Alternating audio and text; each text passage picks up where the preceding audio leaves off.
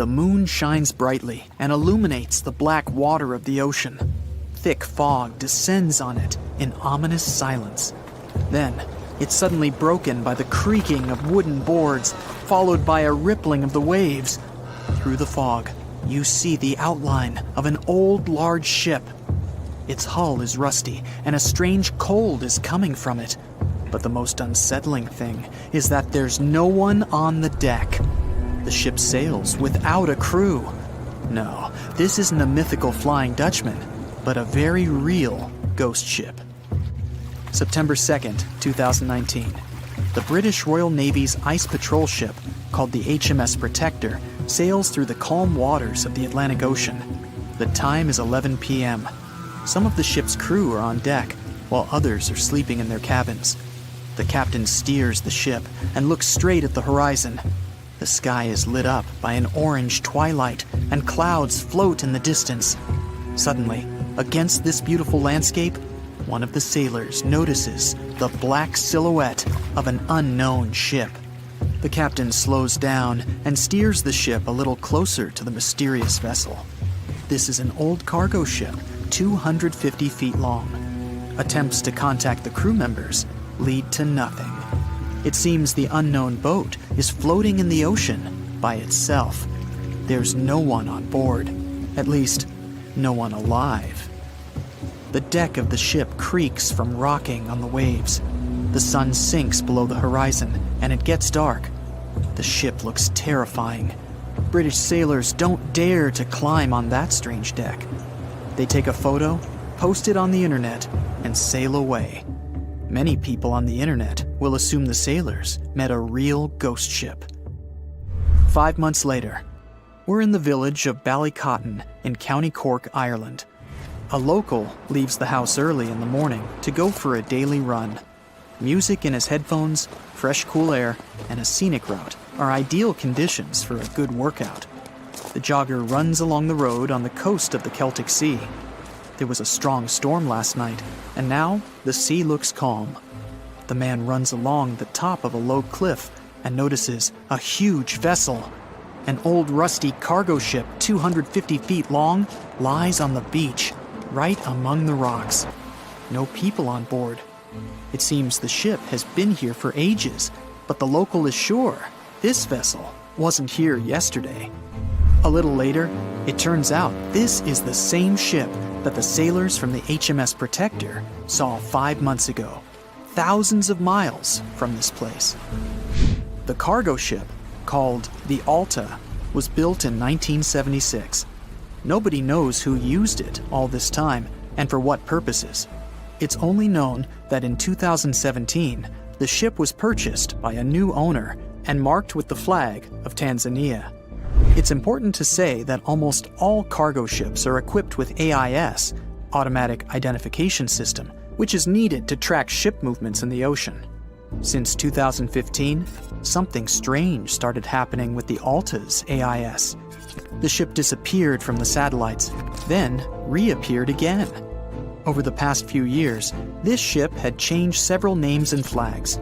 It's not surprising that its AIS shut off and turned on numerous times. It's said that some of those who disable AIS on their ships do so to hide outlaw activities. The ship's captain, whoever it was, clearly didn't want to show the Alta's movements. As AIS showed in 2017, the ship had sailed near Greek port cities. The Alta made 12 stops in 3 such cities in different parts of Greece. Then, the AIS signal disappeared, and 10 months later, the Alta reappeared near the northern coast of Africa, 1,200 miles from Greece. In September of 2018, the ship was sailing about 1,400 miles southeast of Bermuda, and at that time, the crew members started having problems. There were 10 people on board the Alta. On September 19th, the ship's engine failed right in the middle of the Atlantic Ocean. The nearest shore was very far away. The ship began to drift. As days passed, the crew couldn't fix the vessel. Food supplies were running low. The crew started to panic and tried to contact someone. The situation got worse as a strong hurricane was approaching the place where the ship broke down. crew members contacted the U.S. Coast Guard. On October 2nd, a helicopter headed towards the ship. Food and water were unloaded on the Alta. This was enough for the crew to bide their time for several days. About a week later, a rescue boat sailed about 1,500 miles to reach the Alta and help the stranded sailors. Shortly before the start of the hurricane, American rescuers succeeded.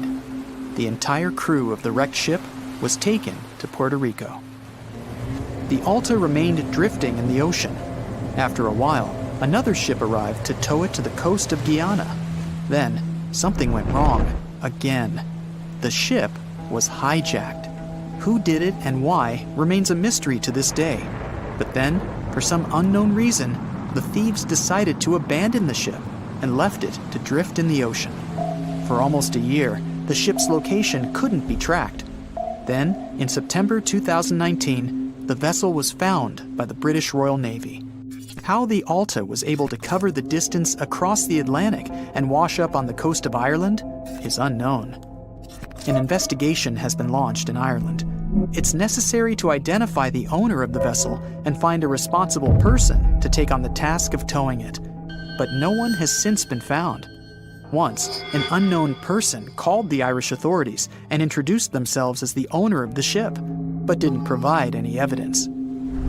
Several barrels of oil were found on board the Alta. To dismantle the ship, the Irish authorities will need to spend about 10 million euros. Local residents are annoyed by the wreck too. Corroding metal is bad for the environment, and kids have already snuck on board and posted a video on the internet from inside the abandoned ship. The further fate of the Alta remains unresolved. It's still lying there. That ship sailed in the ocean for just 2 years. Now imagine if some other managed to drift for 38. In all that time, no one could catch this ship, and people still seek it. That vessel is called the SS Baychimo. It was a merchant ship owned by a Canadian trading company. In 1931, the ship got stuck in ice off the coast of Alaska. A strong snowstorm began. The team waited a week for it to end, but the storm only intensified. One day, the weather improved a bit, and part of the team was evacuated to the nearest city. Another part of the crew, with the captain, set up camp near the ship. The storm started again and didn't stop for a long time. The blizzard was so heavy that the ship's captain couldn't see beyond his arm's reach. Finally, when the storm was over, the captain saw that the ship simply vanished. He decided the Baychimo sank during the storm. A week later, the ship was found, drifting near the place where it was lost. The hull of the ship was damaged so badly that it was unsafe to sail on it.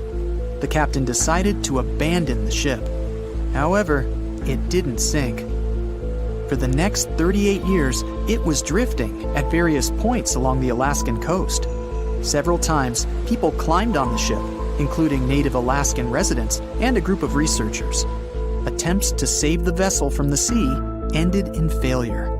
The salvage operations were hampered by drifting ice and bad weather. The last time it was seen was in 1969. The ship was frozen and blocked by the ice. In 2006, the government created a special project to find the Baychimo. However, in all these years, the ship still hasn't been found. Its fate is unknown.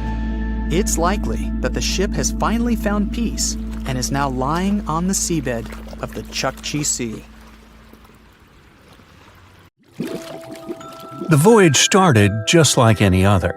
The cargo ship SS Cotopaxi is making another journey to Havana, Cuba, to deliver coal. It's November 29, 1925. For Captain Meyer and his crew, leaving Charleston Port, South Carolina, it will be the last trip the ship ever makes. Its route ran through the Bermuda Triangle. 2 days into the trip, the Cotopaxi sent out a distress signal. It had got caught up in a strong tropical storm and turned over on its side. The wind was very strong and there was powerful lightning as well. Rain gradually filled the ship's hold. Then there was a bright white flash, and the ship disappeared without a trace. Later, its wreckage was found in the Gobi Desert, which is in a completely different part of the world. All 32 crew members, including the captain, were missing. Of course, the part about the Gobi Desert is fictional. For one of his movies, Steven Spielberg came up with the idea that the ship was moved there by aliens. Still, in real life, the ship was never found, and its crew really did disappear. It was officially declared missing a month afterward, and nobody could find the wreck. It seems like a classic case of mysterious things going on in the Bermuda Triangle. But most mysteries are solved sooner or later. In 2020, the Cotopaxi was found. A man named Michael Barnett had moved to Florida to study shipwrecks off the coast. One wreck in particular really caught his attention. It was much larger than the others, and the locals called it the Bear Wreck. It was about 40 miles from St. Augustine in northern Florida, but no one had ever managed to identify the rusty hull. So Michael started to do some detective work. He measured the size of the shipwreck and started working through all the information he could find. He researched hundreds of old newspapers, leafed through insurance records, and looked at artifacts found on the wreck. After hundreds of hours of hard work, Michael was sure it was the Cotopaxi. But a few years before, there had been a rumor that the same ship had been found off the coast of Cuba. The Coast Guard found the wreck of a cargo ship about the same size that looked a lot like the one lost in 1925. Michael was sure they were wrong, so he teamed up with some science journalists and kept investigating. Soon they discovered something that seemed to confirm Michael's belief. Divers found brass valves with the letters SV on them in the wreckage of the ship. Michael suggested these initials referred to Scott Valve Manufacturing Company. The headquarters of this company was in Michigan, not far from where the Cotopaxi had been built. The company had probably supplied parts for the Cotopaxi. So the puzzle seemed to be solved. The Bear Wreck was really the missing cargo ship. But Michael still needed to work out why the ship had sunk. Did something mysterious really happen to the Cotopaxi in the Bermuda Triangle? Later, Michael found the testimony of the ship's carpenter among some old papers. The carpenter claimed that the hatches covering the coal on the ship had been in a terrible condition before it sank. Repair work on the covers wasn't finished before the crew got the order to sail to Cuba.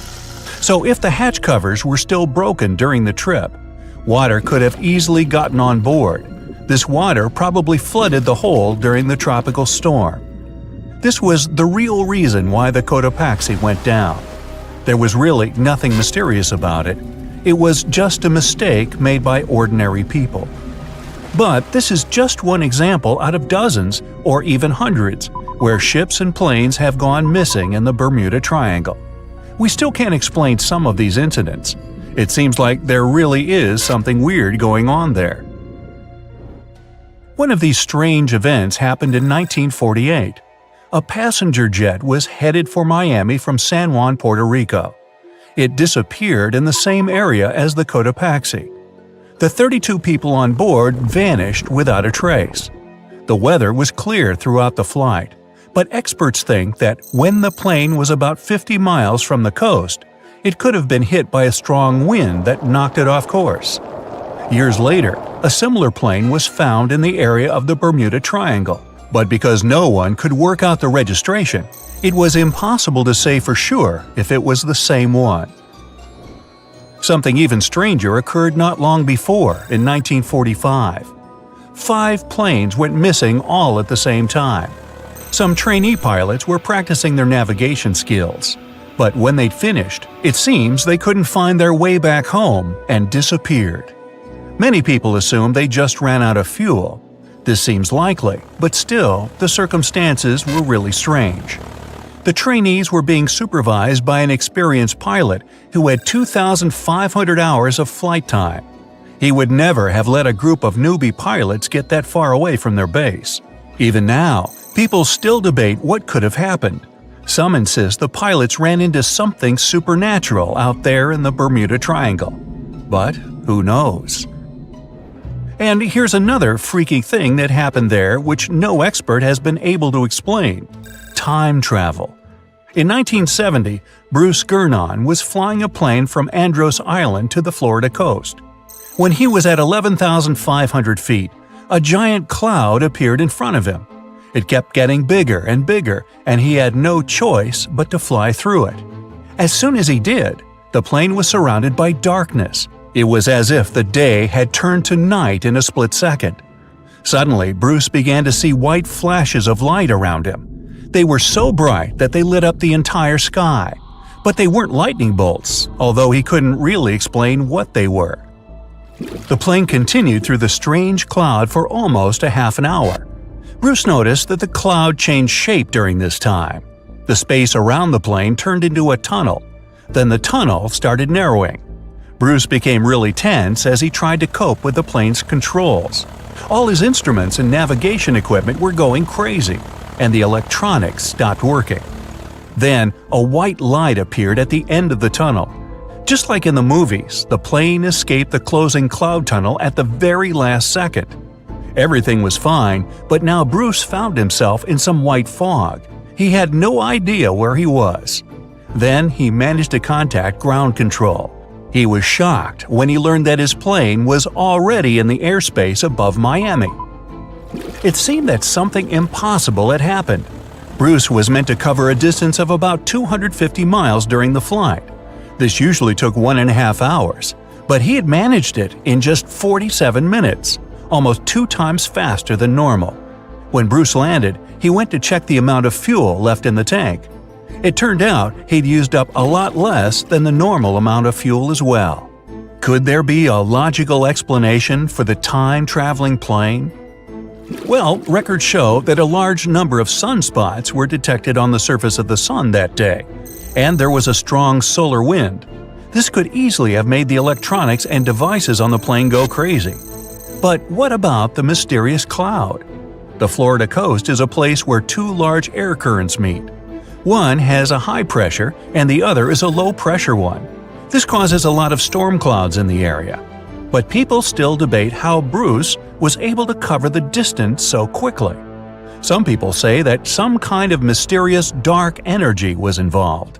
Others say it was a gravitational anomaly that curves space and time. Others think that Bruce is just a fraud. We still don't know the truth. So, is there really something supernatural about the Bermuda Triangle? Or is it all just coincidences and made-up stories? The truth is that no more planes and ships disappear in the Bermuda Triangle than anywhere else in the world. It's 2018. You get up early in the morning to go ashore and catch some fish. You come to the spot you were yesterday, throw the hook into the sea, and wait. The float is twitching. You've caught some fish, but hey, hello? Why aren't you doing anything? Right now, you don't care about the fish. You're looking at something in the distance. You open your mouth in surprise since you see a huge ship stuck on a shoal. It wasn't here yesterday, so it got here at night. Okay, it'll probably sail away sooner or later. You fish for a few more hours. During this time, you observe the ship and notice no movement there. Is it empty? Boats and the coastal service are sailing from the shore to the vessel. You decide to check it out too. You get in your old boat and go there. The mist descends to the water, making the ship look creepy. The colossal vessel is rusty and empty. But where is the whole crew? And how did it get there? The Coast Guard comes on board. They search the hold, the cabins, and the upper deck. There's someone's stuff, some remnants of food supplies, notebooks, and clothes. Everything suggests the crew has disappeared for some reason. Fishers who noticed the vessel first didn't see anyone coming down from the board. No radio signals were sent to the port, and no one reported about the ship. It appeared here from nowhere. The only chance to get any information is to look at the number and name of the vessel. This is Sam Ratulangi, PB 1600. The Coast Guard checks the information, studies the data of all the country ships, and no way. One company built the boat in 2001 in Indonesia. People used it to transport heavy loads across the seas around Asia. The ship had been properly operating for 8 years. People were delivering industrial goods to different points in the region. But something went wrong. In 2009, Sam Ratulangi was sailing near the coast of Taiwan, and that's it. There were no further records about it. There were no reports in any port. Everyone thought it must have drowned, so no one had been looking for it for years. And then, 9 years later, it appears here, big and rusty, off the coast of Myanmar, without sailors, without fuel. An investigation starts. City services are trying to find out the names of all the sailors working on the ship and find clues that would lead to solving this mystery. They also hope the ship owner will appear soon. They find 2 tow ropes on board. This means that some other ship towed Sam Ratulangi to this place. Then they identify and find 13 crew members. These people say they wanted to reach the factory in Bangladesh to repair Sam Ratulangi. Another vessel helped tow the ship, but then 2 cables tore off, and a storm began. No one wanted to stay on board during such weather, so the crew members left it. No one knows what the ship has been doing for the last 9 years, and how it was possible without people on board. And here's another, much more mysterious ship story. On February 16, 2020, locals found a large cargo ship stuck on a rocky shore off the coast of an Irish village. The boat looked rusty, with holes in the hull and rotten parts.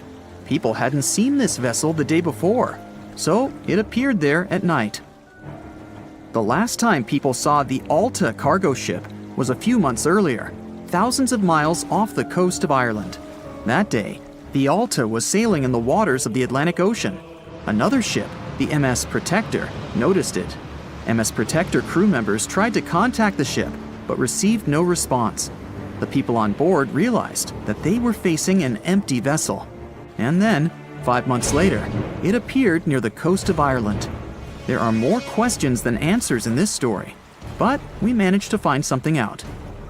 In 2015, the Alta appeared and disappeared from the radar several times.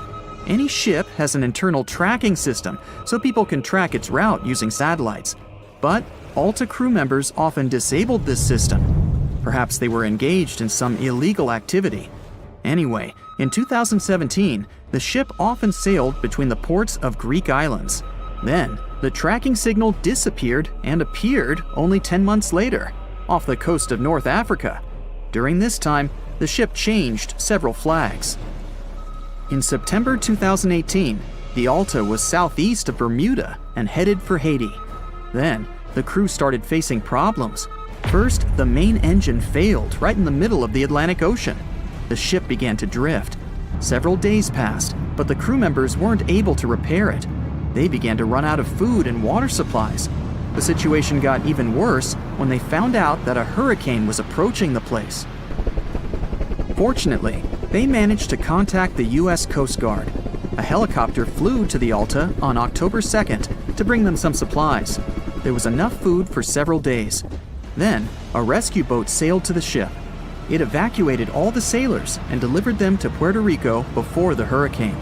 The Alta had to drift alone in the ocean. After a while, another ship approached the Alta to tow it to the shores of Guyana. But at this moment, everything went wrong. Someone stole the boat, disabled the tracking system, and sailed away in an unknown direction. After almost a year, the MS Protector found the empty Alta in the waters of the Atlantic Ocean. And then, 9 months later, the ship without a crew sailed to the shores of Ireland. How did it manage to travel across the Atlantic and get to the coast of Ireland? It's still a mystery. Maybe it was just luck. No one else saw the ship all this time. It was just covering huge distances, surviving storms. Who's the captain? What happened to the thieves? Who owns the ship now? One day, someone called the village administration and introduced themselves as the vessel owner. But that unknown person didn't provide any evidence. They found several barrels of oil on the ship, which they took away by helicopter. The Alta was rusting. Corrosion of metal could damage the environment. The vessel had no commercial value, yet it would have taken millions to get rid of it. There were 3 options for what to do: leave the ship where it was, tow it into the sea and let it sink, or disassemble it for scrap. But nature had its own plans. Storms and strong waves split the hull into two parts. The Alta was drifting without a crew in the waters of the Atlantic Ocean for about 2 years. But this is nothing compared to a ship that was traveling for 38 years. The record belongs to the SS Baychimo. It was a merchant vessel owned by some trading company. In 1931, the ship found itself on the ice off the coast of Alaska. Its movement slowed down. A thick layer of ice blocked the ship, and a strong storm only made the situation worse. The blizzard was so intense that the crew members couldn't see anything but a white veil in front of their eyes. Sailing any further was impossible. The team had to wait for the storm to end. They waited for a day, 2, 3 days. A week had passed, but the snowstorm was only getting stronger. Then, one day, it grew weaker. The crew members split into 2 teams. The first team went to the nearest city. The second group, along with the captain, stayed on board. They set up camp next to the ship and waited for the blizzard, which had started again, to end. There was zero visibility. And finally, one day, the storm was over. Great! And now, wait a minute. But where is the ship? The SS Baychimo just disappeared during the blizzard. The captain was sure that the ship had sunk, so he left along with the crew. Then, a week later, they saw the vessel drifting near the area where they had lost it. The hull was damaged so severely that it was unsafe to sail on it. Repairing the ship would be pointless and expensive, so the captain decided to abandon it. He was sure that it would go underwater sooner or later, but it stayed afloat for the next few days, the next few months, and a few years. People had reported seeing it at various points along the coast of Alaska for 38 years. The last record of the SS Baychimo is dated 1969. Those who saw it claimed the ship was completely frozen, almost merged with the ice. Some people planned to start an expedition to find the ship, but all attempts were unsuccessful. The vessel is probably lying somewhere on the deep sea floor. It has recently become a popular location for many tourists looking for the perfect place to get away from it all. If you're lucky enough to catch a sunny day here, it's like no other, I can assure you. Chances are, you'll end up having loads of foggy days, but let's be honest, they have a special allure of their own. This enchanting smile-shaped island is called Sable Island. It's located 190 miles from mainland Nova Scotia. It wasn't accessible to the general public until 2013. That's when it was added to the list of National Parks of Canada. You can get here either by plane or by water. But what's so enchanting about this place anyway? There must be something since the yearly tourist count is growing every year. Firstly, there's a spectacular number of wild horses here. There are between 200 and 500 horses roaming free all over the island. There's also a large population of gray seals. The place is also the only breeding location of a rare bird species called the Ipswich sparrow. If you're already considering a trip here, there are some things you need to know first. Remember that fog I mentioned earlier? Well, it turns out that Sable Island is the foggiest place in the Canadian Maritimes. I'm talking about approximately 127 foggy days each year. During such days, Sable Island literally disappears underneath a thick layer of fog. You won't be able to explore the place on your own either. The local regulations state that visitors need to travel within a group, and they also need to keep a 197-foot distance from the wildlife they can encounter here. As charming as this place may be, it holds a dark secret hidden beneath the sandy dunes, and it has nothing to do with beautiful creatures living here or the island's unique vegetation. Apart from being known from its horses and seals, Sable Island is infamous for an overwhelming number of shipwrecks. Over the years, about 350 ships have ended their lives here, on these sandbars. When survivors described their experiences, they usually mentioned harsh weather conditions near this mysterious island. The island also made its way into literature when it was described in a book called The Perfect Storm, which was written by Sebastian Junger and published in 1997. The book was so successful that it was later adapted for the big screen in 2000, with George Clooney playing the leading role. The first recorded shipwreck near Sable Island dates back to 1583. The boat was named the HMS Delight and was under the command of British adventurer and explorer Sir Humphrey Gilbert. Only 17 people managed to survive the catastrophe by escaping in a small boat. Records mention that they spent 7 days at sea before reaching the shores of Newfoundland. In 1884, another vessel named the Nicosia struggled in the thick fog as well.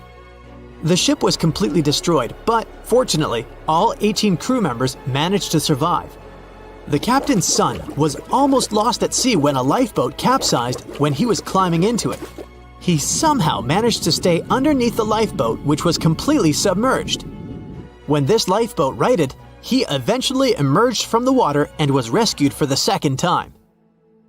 The years between 1947 and 1999 were relatively quiet on the island. In 1999, though, a yacht called the Merrimack ran aground near the shore of the island at about 2 a.m. on July 27th. The 40-foot fiberglass boat had a crew of only 3 people. Natural gas exploration workers, who were luckily not far away, rescued them. The crew managed to fly safely to Halifax the next day. The owner of the Merrimack tried to recover his boat by hiring local fishermen. Unfortunately, this operation was unsuccessful, since only the fittings of the yacht were eventually saved. It took no more than 6 weeks for the sand and waves to crush and completely break up the hull of the Merrimack. So what is it about this place that's so dangerous for boats? Does it have anything to do with the weather? Or maybe there's other forces at play? The explanation turns out to be a bit more complex, and it wasn't easy to figure out, at least not way back in the 1500s. First of all, the island is located close to one of the world's richest fishing grounds. Since it's also near one of the major shipping routes between Europe and North America, hundreds of vessels sail past it each year. The likelihood of shipwreck increases when there are so many boats roaming around the area. Sable Island is also in the way of most of the storms that move up the Atlantic coast of North America. It's no surprise that boats often get hurtled straight onto the shores of this island. The weather has a lot to do with it too. During the summer season, the warm air from the Gulf Stream creates a dense fog as it merges with the cool air by the Labrador Current that passes by the island. Other currents don't help the matter. Sable Island is next to the meeting point of 3 major ocean currents: the Gulf Stream, the Labrador Current, and the Belle Isle Current. Since the 1950s, radars and other modern navigation tools have been used on commercial vessels as well. Up until then, the sextant was the main instrument used to figure out a ship's location. It doesn't mean that sextants weren't accurate, but this instrument couldn't work properly without a clear view of the sun or stars, which means it didn't help much in dense fog, such as the one surrounding Sable Island, or when it was cloudy. Often during bad weather, the captain of a ship navigated, relying on their experiences and intuition based on the ship's speed and direction. That's why most of the survivors in shipwrecks near Sable Island said that the captain had simply miscalculated the ship's position, crashing into Sable Island by accident. This dusty, sandy land is as unfriendly to ships as it is to trees. There's reportedly a single tree on the whole island, and it looks a lot more like a bush. It's actually a pine tree. And since the famous island horses don't see it as much of a food source, it somehow managed to survive. Reports say that the tree was planted back in the 1950s. Local authorities were trying to grow a forest on the island to make it a bit more welcoming. They've planted tens of thousands of trees over the years, more than 69,000 evergreens, 600 fruit trees, and about 55 pounds of pine seeds, along with other plants which could survive the conditions on the island. But they were no match for the extreme weather and sandy soil. Out of all those plants, just one pine tree is still alive. Thanks to its resistance, it has even become a symbol of Sable Island. Interestingly, for around 40 years, the island also had just one inhabitant. Can you imagine that? One person living on a remote island for so many decades? It's the story of a woman called Zoe Lucas. She chose to surround herself with the only residents on the island: the horses, the gray seals, and the many species of birds. An esteemed naturalist, she mentioned in an interview she gave back in 2017 that she was used to living on the island and that she never got lonely. To survive here, she had to put together an essentials kit. It included a notebook to take notes and a pair of binoculars to study the wildlife. You can safely assume she wasn't scared of the intimidating surroundings, since she decided to eventually call this place home. At first, Zoe wanted to set up camp on one end of the island, near some abandoned buildings. But eventually, she settled in a wooden house near a bunch of sand dunes. A Canadian institution called the Meteorological Service of Canada put together the simple construction back in the 1940s. Parks Canada operates the building these days.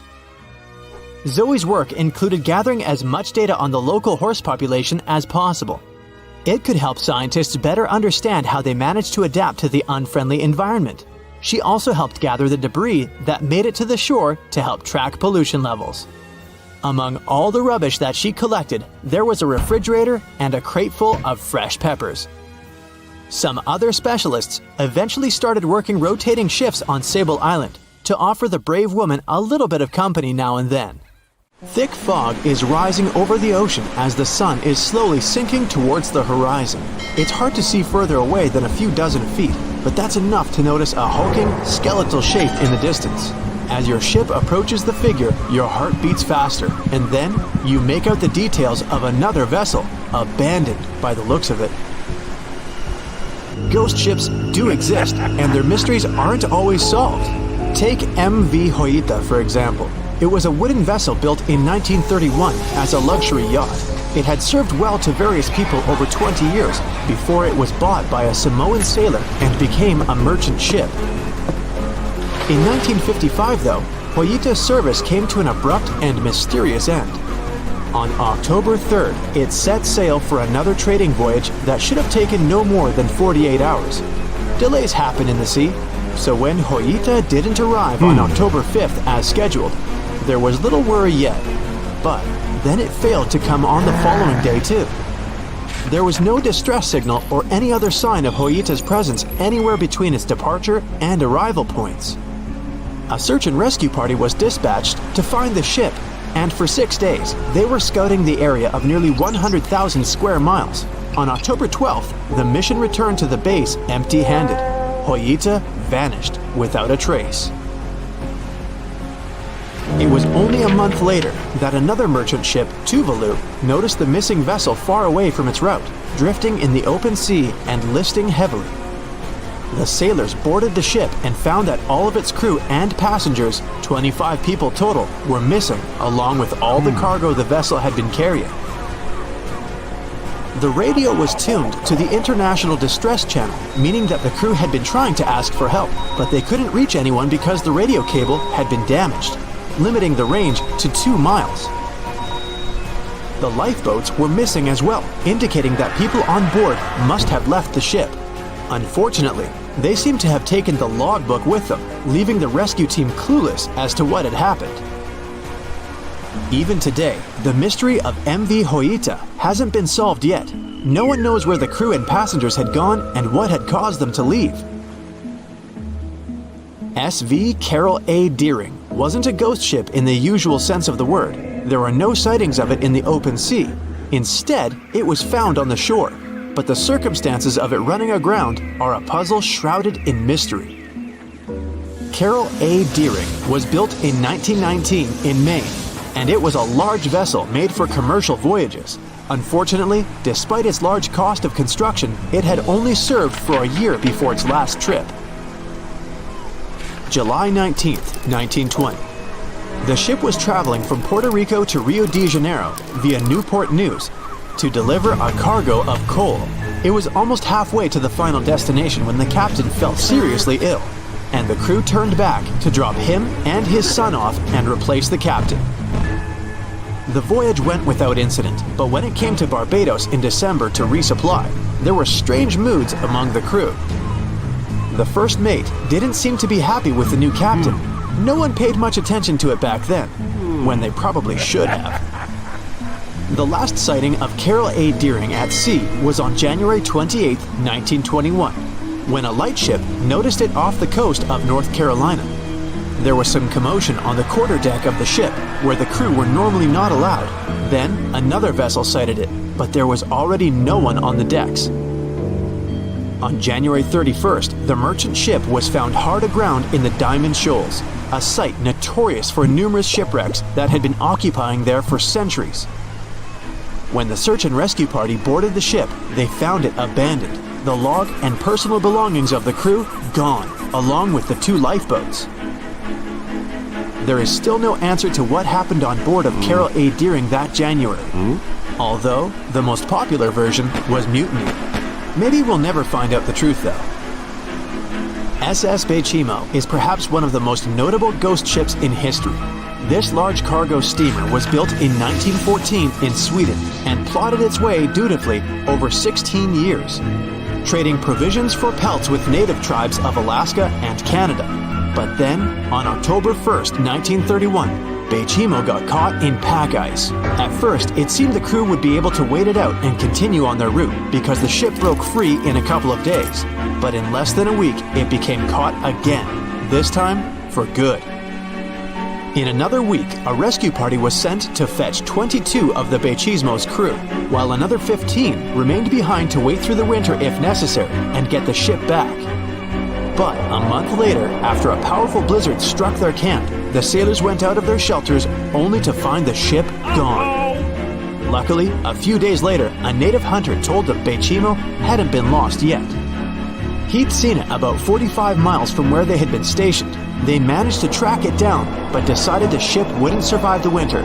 So they took the most valuable cargo from its hold and abandoned it. They were wrong though. SS Baychimo did survive that winter, and many more that followed.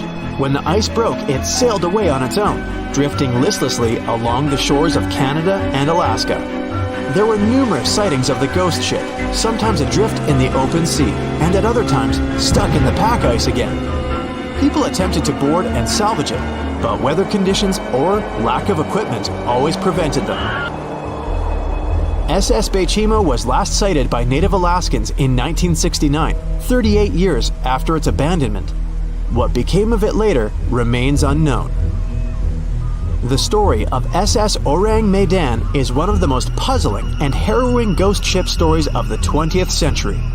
No one even knows for sure if the ship even existed in the first place. It wasn't recorded in Lloyd's Shipping, the International Register of Ships, which makes it either a tall tale or a vessel that avoided being officially recognized for some shady reasons. In any case, the accounts as to what happened to the Medan vary. According to most reports, it was carrying some unknown cargo in the Indonesian waters when a distress call was received by another ship in the vicinity. The officer on duty heard an SOS message, but its contents are different depending on the accounts.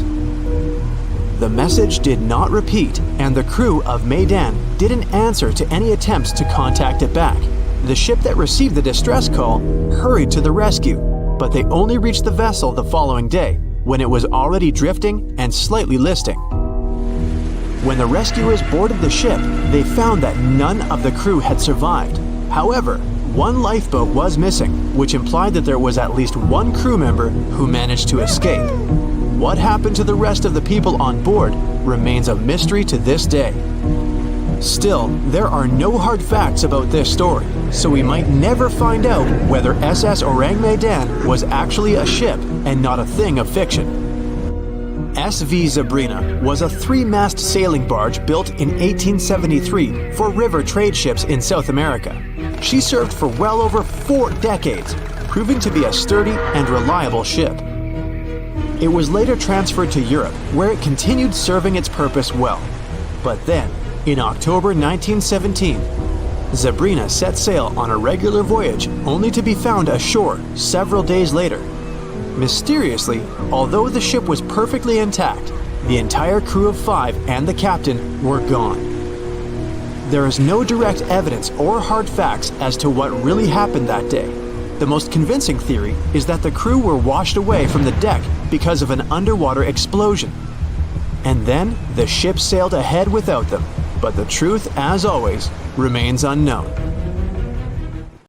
Welcome to the Spirit of Discovery cruise ship, which will take you on an unforgettable sea voyage around the Canary Islands. The azure endless ocean, delicious food, the highest service, premium cabins, and a terrible nightmare that you will probably remember for the rest of your life.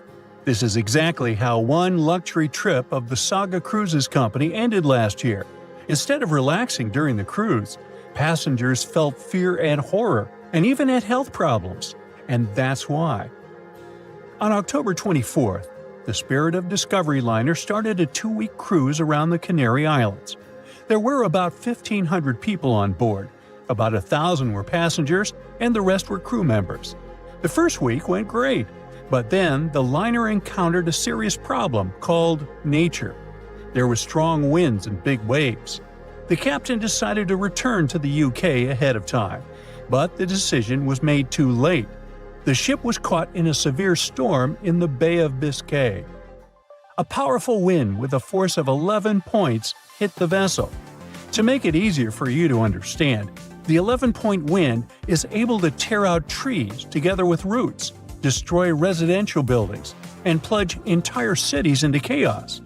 Such a storm is rare, but Spirit of Discovery was unlucky enough to get into its epicenter. 11 points is the penultimate place on the Beaufort scale, which determines the wind rating. The most powerful storm has 12 points, and this is a hurricane. The wind reached a speed of 65 miles per hour, which is about the same as the average speed of a car on a highway. Not only did it push the Spirit of Discovery, but it also raised huge waves 25 feet high.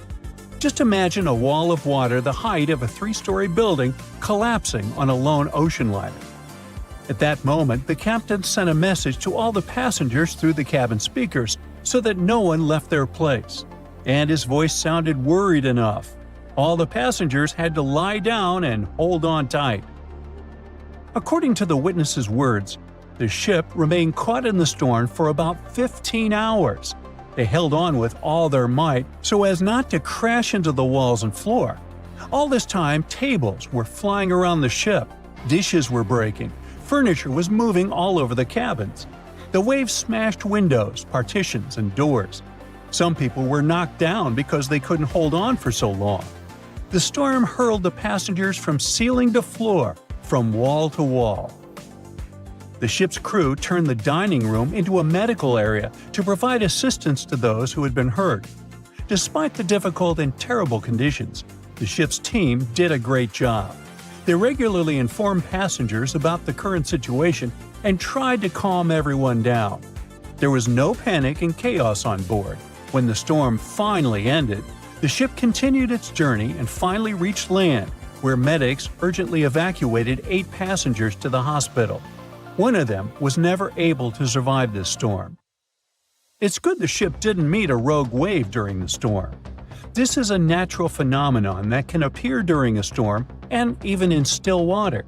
It's a giant wave with a height of 60 feet. Like a 6-story house, it collapses onto a ship with incredible speed and capsizes it. And then the wave suddenly disappears. This is no joke. A similar wave has been recorded in the Gulf Stream off of Charleston, South Carolina. It's scary to get in its way. Now, let's go back to the past to remember one of the most terrible maritime tragedies. No, we're not talking about the Titanic. We'll talk about the Greek liner Laconia, which set sail from the English port of Southampton on December 19, 1963, with more than 600 people on board. However, just 3 days later, a terrible tragedy happened to the ship in the boundless waters of the Atlantic. At 11 p.m., in the barbershop hall, an electrical malfunction occurred. The problem led to a fire, which quickly spread to other rooms. The crew couldn't cope with it, since the fire was spreading too fast. The ship's team turned on the fire alarm, but there was no command to leave the vessel. Only 2 hours later, the captain ordered the passengers to evacuate. All this time, people were either relaxing in their cabins or enjoying a party in the ballroom. The crew was probably trying to put out the fire without causing panic.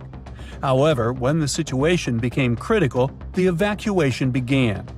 People panicked and ran to the lifeboats, but many didn't manage to get inside. One of them was John Morris. He survived this catastrophe and shared his memories of how he put his family in a lifeboat while he stayed on board the ship. He didn't even have a life jacket. Since there was nowhere to go, the ship's crew opened a bar so that people could relax a little. However, at that moment, boilers began to explode inside the ship, and it became clear the vessel wouldn't stay afloat for too long.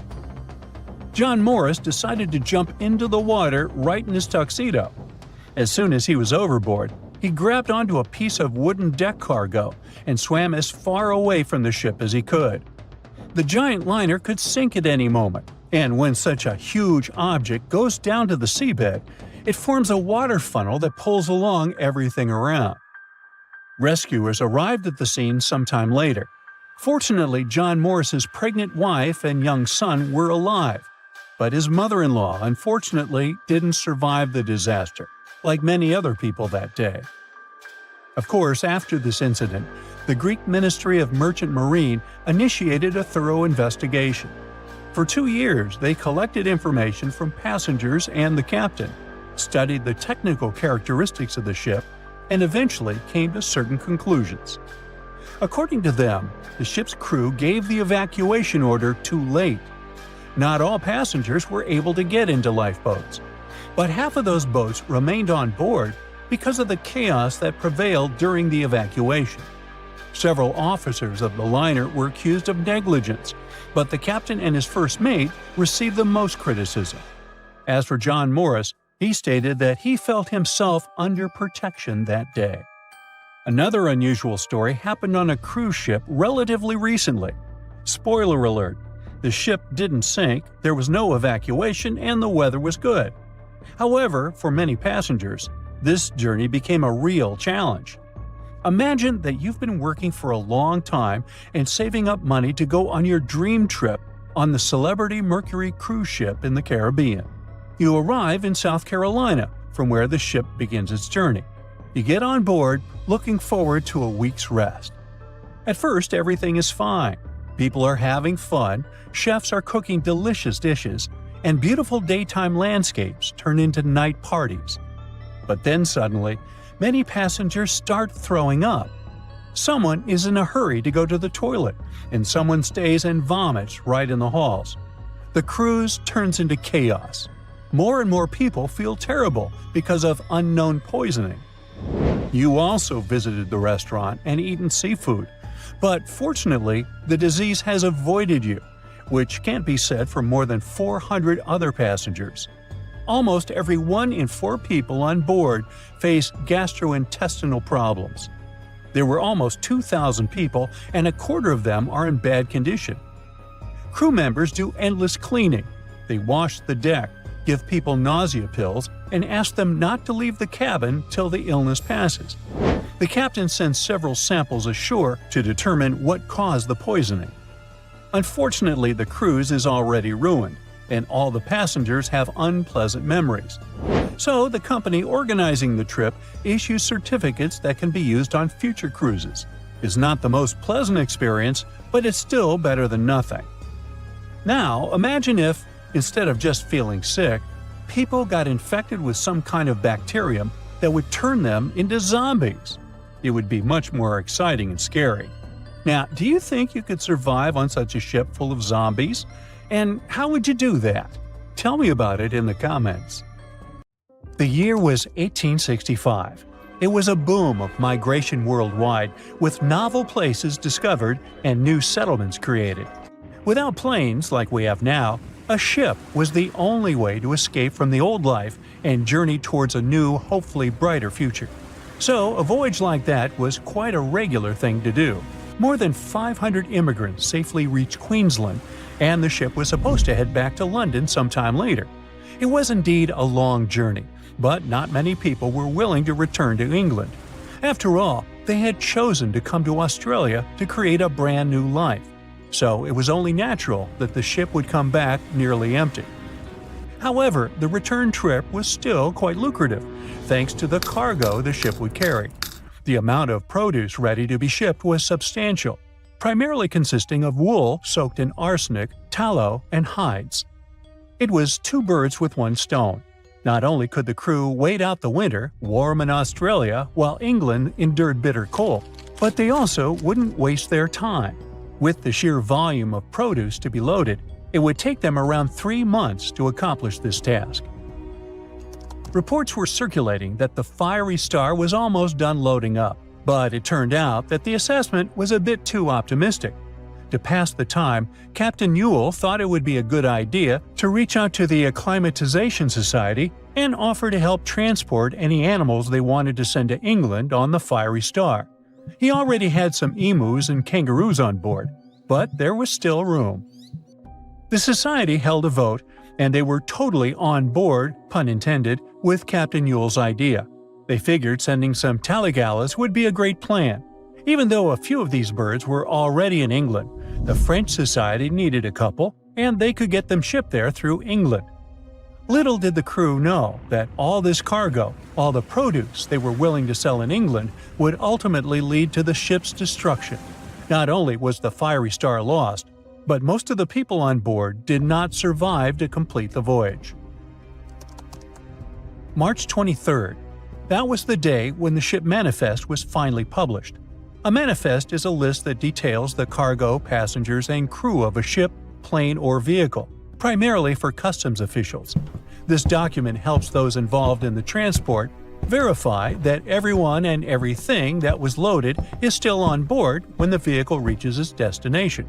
Once it's published, it means the ship is almost ready to depart. There were 3 possible ways of passenger accommodation. First, there was the saloon, the antiquated name for first class. Next, there was the second cabin, which is, logically, second class. Finally, there was the steerage, the cheapest form of passenger accommodation on a ship. Back in the 19th and early 20th centuries, many people traveled from their homelands, often to North America and Australia, looking for a fresh start. Most of them were poor and had limited funds for travel. In total, there were 8 people in the saloon, another 8 in the second cabin, and only 21 steerage passengers. Out of the 37 passengers, only one, John Ormond, would make it out alive. He bought a ticket for the steerage, so unlike the Titanic situation, in this case, the class didn't really matter. The crew members list wasn't as detailed as the passengers. It was known that, in total, there were around 55 people in the crew, from able-bodied seamen to crew members simply called boys. But there's something telling me that the crew wasn't really that important for the captain. In reality, all that mattered to him was to make as much money as possible, shipping tons of dangerous, flammable cargo. Out of over 50 crew members, only 17 survived that voyage. But there was actually one more crew member who actually survived it all, just because they weren't let in. Sarah Johnson disguised herself as a man and planned to sneak onto the ship. However, something about her looks made the captain get suspicious, so he called the police and made Sarah leave the ship as he didn't want any immoral behavior to take place. Well, he saved her life. For him, it was the last voyage. The captain, W. Hunter Ewell, was quite a celebrity apparently. He already had a record of the safe landing of immigrants in the previous year, so there seemingly was no reason to worry. The trip promised to be safe. Clipper Fiery Star left Moreton Bay bound for London. The passengers took their places. The cargo had already been loaded. The full list is astonishing. In addition to all the wool, tallow, cotton, hides, and horns, there were also 6 cases of arrowroot and various other packages. And we can't forget the animals the captain took aboard too. The Fiery Star was far away, yet still observable to the east as it headed toward the Pacific Ocean. This was the last information available until May 26, when news of its destruction emerged from Brisbane. Chief Officer William Sargent's log reveals that the Fiery Star took 12 days to reach the southern tip of New Zealand, passing on April 11, 1865. The trip was going well until heavy seas ruined 2 longboats on April 17th. On this day, a strong odor of smoke alerted the captain. When he checked, he found the lower hold completely filled with smoke from a fire fueled by the ship's flammable cargo. The hatches were quickly closed to try to contain the flames, but by the next day, the heat and toxic smoke had forced passengers out of their cabins. George Maber was one of the lucky survivors. He was the ship's engineer, and he recalled the chaotic events on April 20th, as Captain Ewell and most of the crew and passengers tried to evacuate in rough weather. At around 6 p.m., the ship took on water, and without much warning, Captain Ewell, 4 crew members, and a few female passengers hopped into a lifeboat and headed out. The next boat, managed by the second mate, Mr. Adio, was a gig, followed by a crowded jolly boat. Lastly, there was a waste boat, which was barely seaworthy, with 2 men constantly bailing water to keep it afloat. The plan was for the boats to stay close to the Fiery Star overnight and head for the Chatham Islands the next morning. But by dawn on April 21st, all 4 boats had vanished without a trace. On the burning ship, there were 17 crew members and passenger John Oman, who banded together under Chief Officer William Sargent's leadership. For 5 days and nights, George Maber pumped water on the fire without rest. He volunteered to go down the forehatch with a rope around him and a handkerchief over his mouth. He discovered that the foremast had been burned through for about 7 inches, and the port side was severely damaged, resembling an empty shell.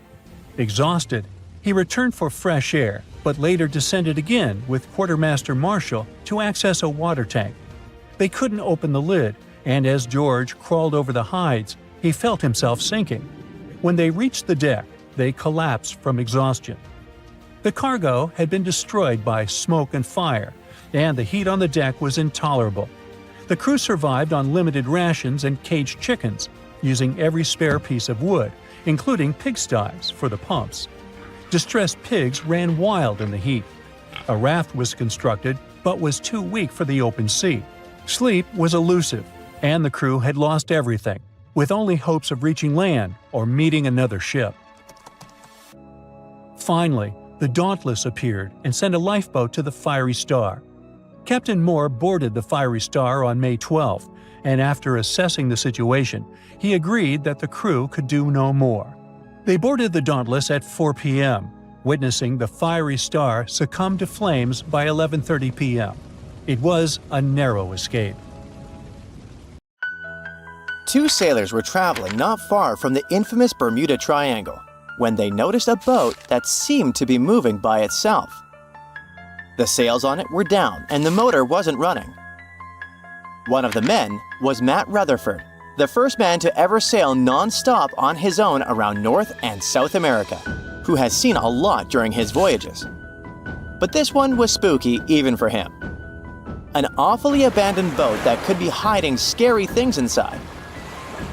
Rutherford still decided to approach and inspect the vessel to see if there was someone aboard who needed help.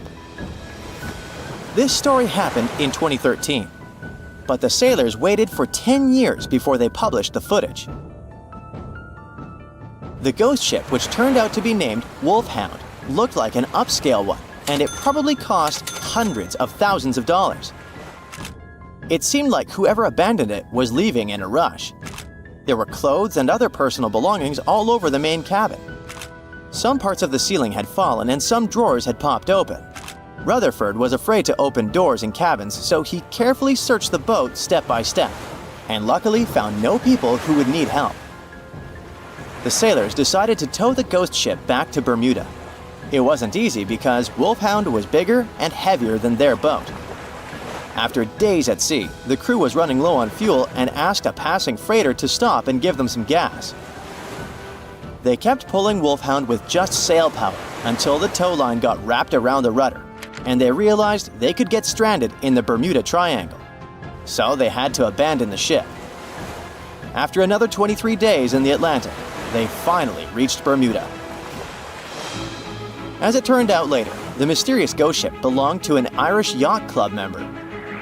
It got caught in a storm with waves that were 20 feet high and super strong winds, and couldn't continue its voyage. A Greek cargo ship rescued the crew, but they had to leave the ship. Rutherford and his crew found the yacht 9 weeks later.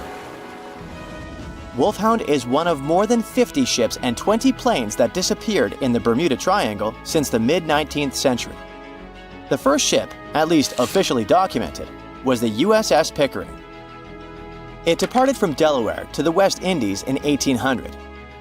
There were 70 people aboard. No one ever heard anything from them ever since. And perhaps we'll never know what exactly happened to them and where the ship is now. The largest ship that has ever disappeared in this mysterious area is the USS Cyclops. In March 1918, carrying a crew of 306 people, the USS Cyclops left Barbados and headed home to Baltimore. It had tons of dense manganese ore on board, which was used in steelmaking. Something happened during its 9-day voyage when it was passing through the Bermuda Triangle. The last message from Cyclops said, "Weather fair, all well," and then it disappeared forever, without even an SOS signal. Another ship that the Bermuda Triangle supposedly took forever was the Cotopaxi in 1925.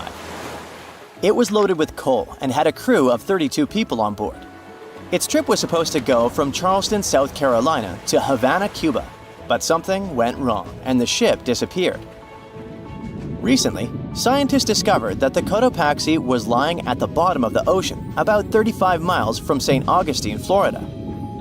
Divers who like to go down to the wreck nicknamed this spot the Bear Wreck, but didn't realize they were exploring the remains of the Cotopaxi. One of them, Michael Barnett, was trying to identify the wreck for over 15 years. He carefully measured different parts of the shipwreck that survived underwater with his team. When they compared these measurements with old blueprints of the Cotopaxi, they saw that everything matched up perfectly. The size and position of the boilers were exactly as described in the blueprints. This helped them confirm that they had found the Cotopaxi, and it looks like there was nothing mysterious about its disappearance. It was a combo of bad maintenance, poor care, and rough weather. Many of the hatches used to access the cargo hold where the coal was stored were either broken or missing. This meant that if the ship ran into a storm, water would easily get into the cargo hold, and the ship would get unstable and sink. As the Cotopaxi sailed off the coast of Florida, it met a tropical storm. Just before it disappeared, it sent out a distress call. It was near St. Augustine, so all the puzzle pieces fell into one place. People have come up with all kinds of ideas to explain what might be happening in the Bermuda Triangle. The wildest one is that spaceships from other planets are taking these ships and planes away. Or maybe it has something to do with the lost city of Atlantis, a legendary underwater city. But there are also more rational explanations, such as the fact that this area often has wild and unpredictable weather, with sudden storms and water spouts. For hundreds and hundreds of years, sailors have told stories about giant rogue waves that seem to come out of nowhere in the open ocean. It sounded like a tale in the past, but in the last 20 years, satellites have spotted these freak waves, some of them reaching over 100 feet tall. Storms from the Gulf of Mexico can hit the Bermuda Triangle area and create such rough and unpredictable waves. Scientists built a model of the USS Cyclops and put it in a wave simulator. They say that even a rogue wave 50 feet tall would be enough to flip over that ship. It had a flat bottom and was less stable and more likely to tip. There are also lots of hills and deep valleys on the ocean floor, which can be dangerous if a ship isn't navigating carefully. Sometimes things can go wrong with engines, communication systems, or other equipment. If a plane or ship has a mechanical problem far from land, it can be really hard to get help quickly, especially if rescue teams are far away. The Bermuda Triangle also has magnetic anomalies, so in some parts of it, the compass might point in the wrong direction. And then there are human mistakes, like misjudging distances, making wrong turns, or not listening carefully to directions. This is what happened to Flight 19, a group of planes that went missing. The leader of the flight, Lieutenant Charles Taylor, decided to fly into bad weather without all the equipment they needed. He was also tired, so it was really hard for him to make good decisions. Disappearances in the Bermuda Triangle don't really happen more often than in other parts of the Atlantic Ocean, where a lot of ships and planes travel. they just attract more attention and talks. You still won't find the Bermuda Triangle on any map, and it doesn't have official borders. So we might never be able to solve its mystery because we can't be sure it even exists. But maybe we need to be worried about another Bermuda Triangle, the one up in space. This space triangle doesn't make things completely disappear, but it messes with the equipment on the spacecraft, causing glitches and makes things stop working for a while. The Bermuda Triangle of Space, which is more officially known as the South Atlantic Anomaly, is a unique area above the Earth that stretches over parts of South America and Africa, from Chile all the way to Zimbabwe. It sits right where a part of Earth's magnetic shield is weaker than usual. When a satellite passes through this area, thousands of high-energy particles, especially protons, hit every square inch of it every second. To keep satellites safe from this radiation, space agencies often put them in sleep mode when they pass through the SAA. The Hubble Space Telescope passes through the SAA about 10 times a day and spends about 15% of its time in sleep mode because of this anomaly.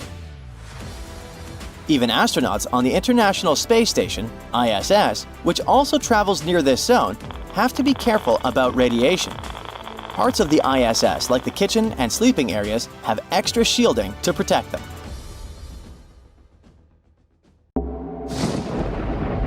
There's a ship drifting somewhere in the ocean without a crew. The last time someone saw it was over 50 years ago. Its story reminds of that of the Flying Dutchman, a ship that's bound to sail forever and bring disaster to whoever sees it at sea. At least the legend says so.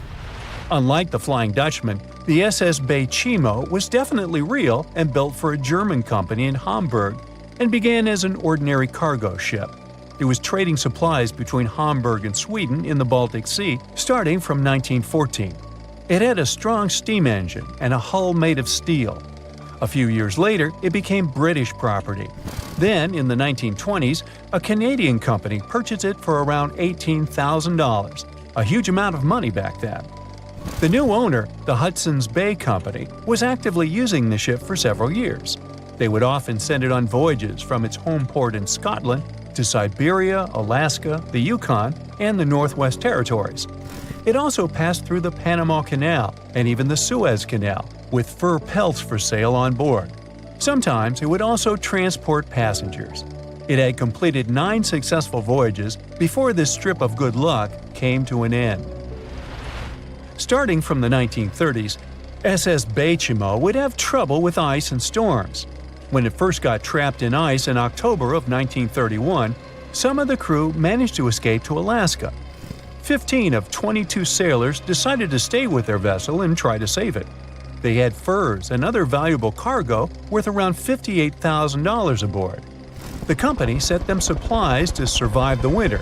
They set camp near the ship out of the hatches, tarpaulins, and other materials, and offloaded the cargo. At the end of November, a blizzard rushed through the area, and it seemed like it had taken the ship with it. The ice platform had survived, but the ship broke free. Some of the crew members were sure it had sunk.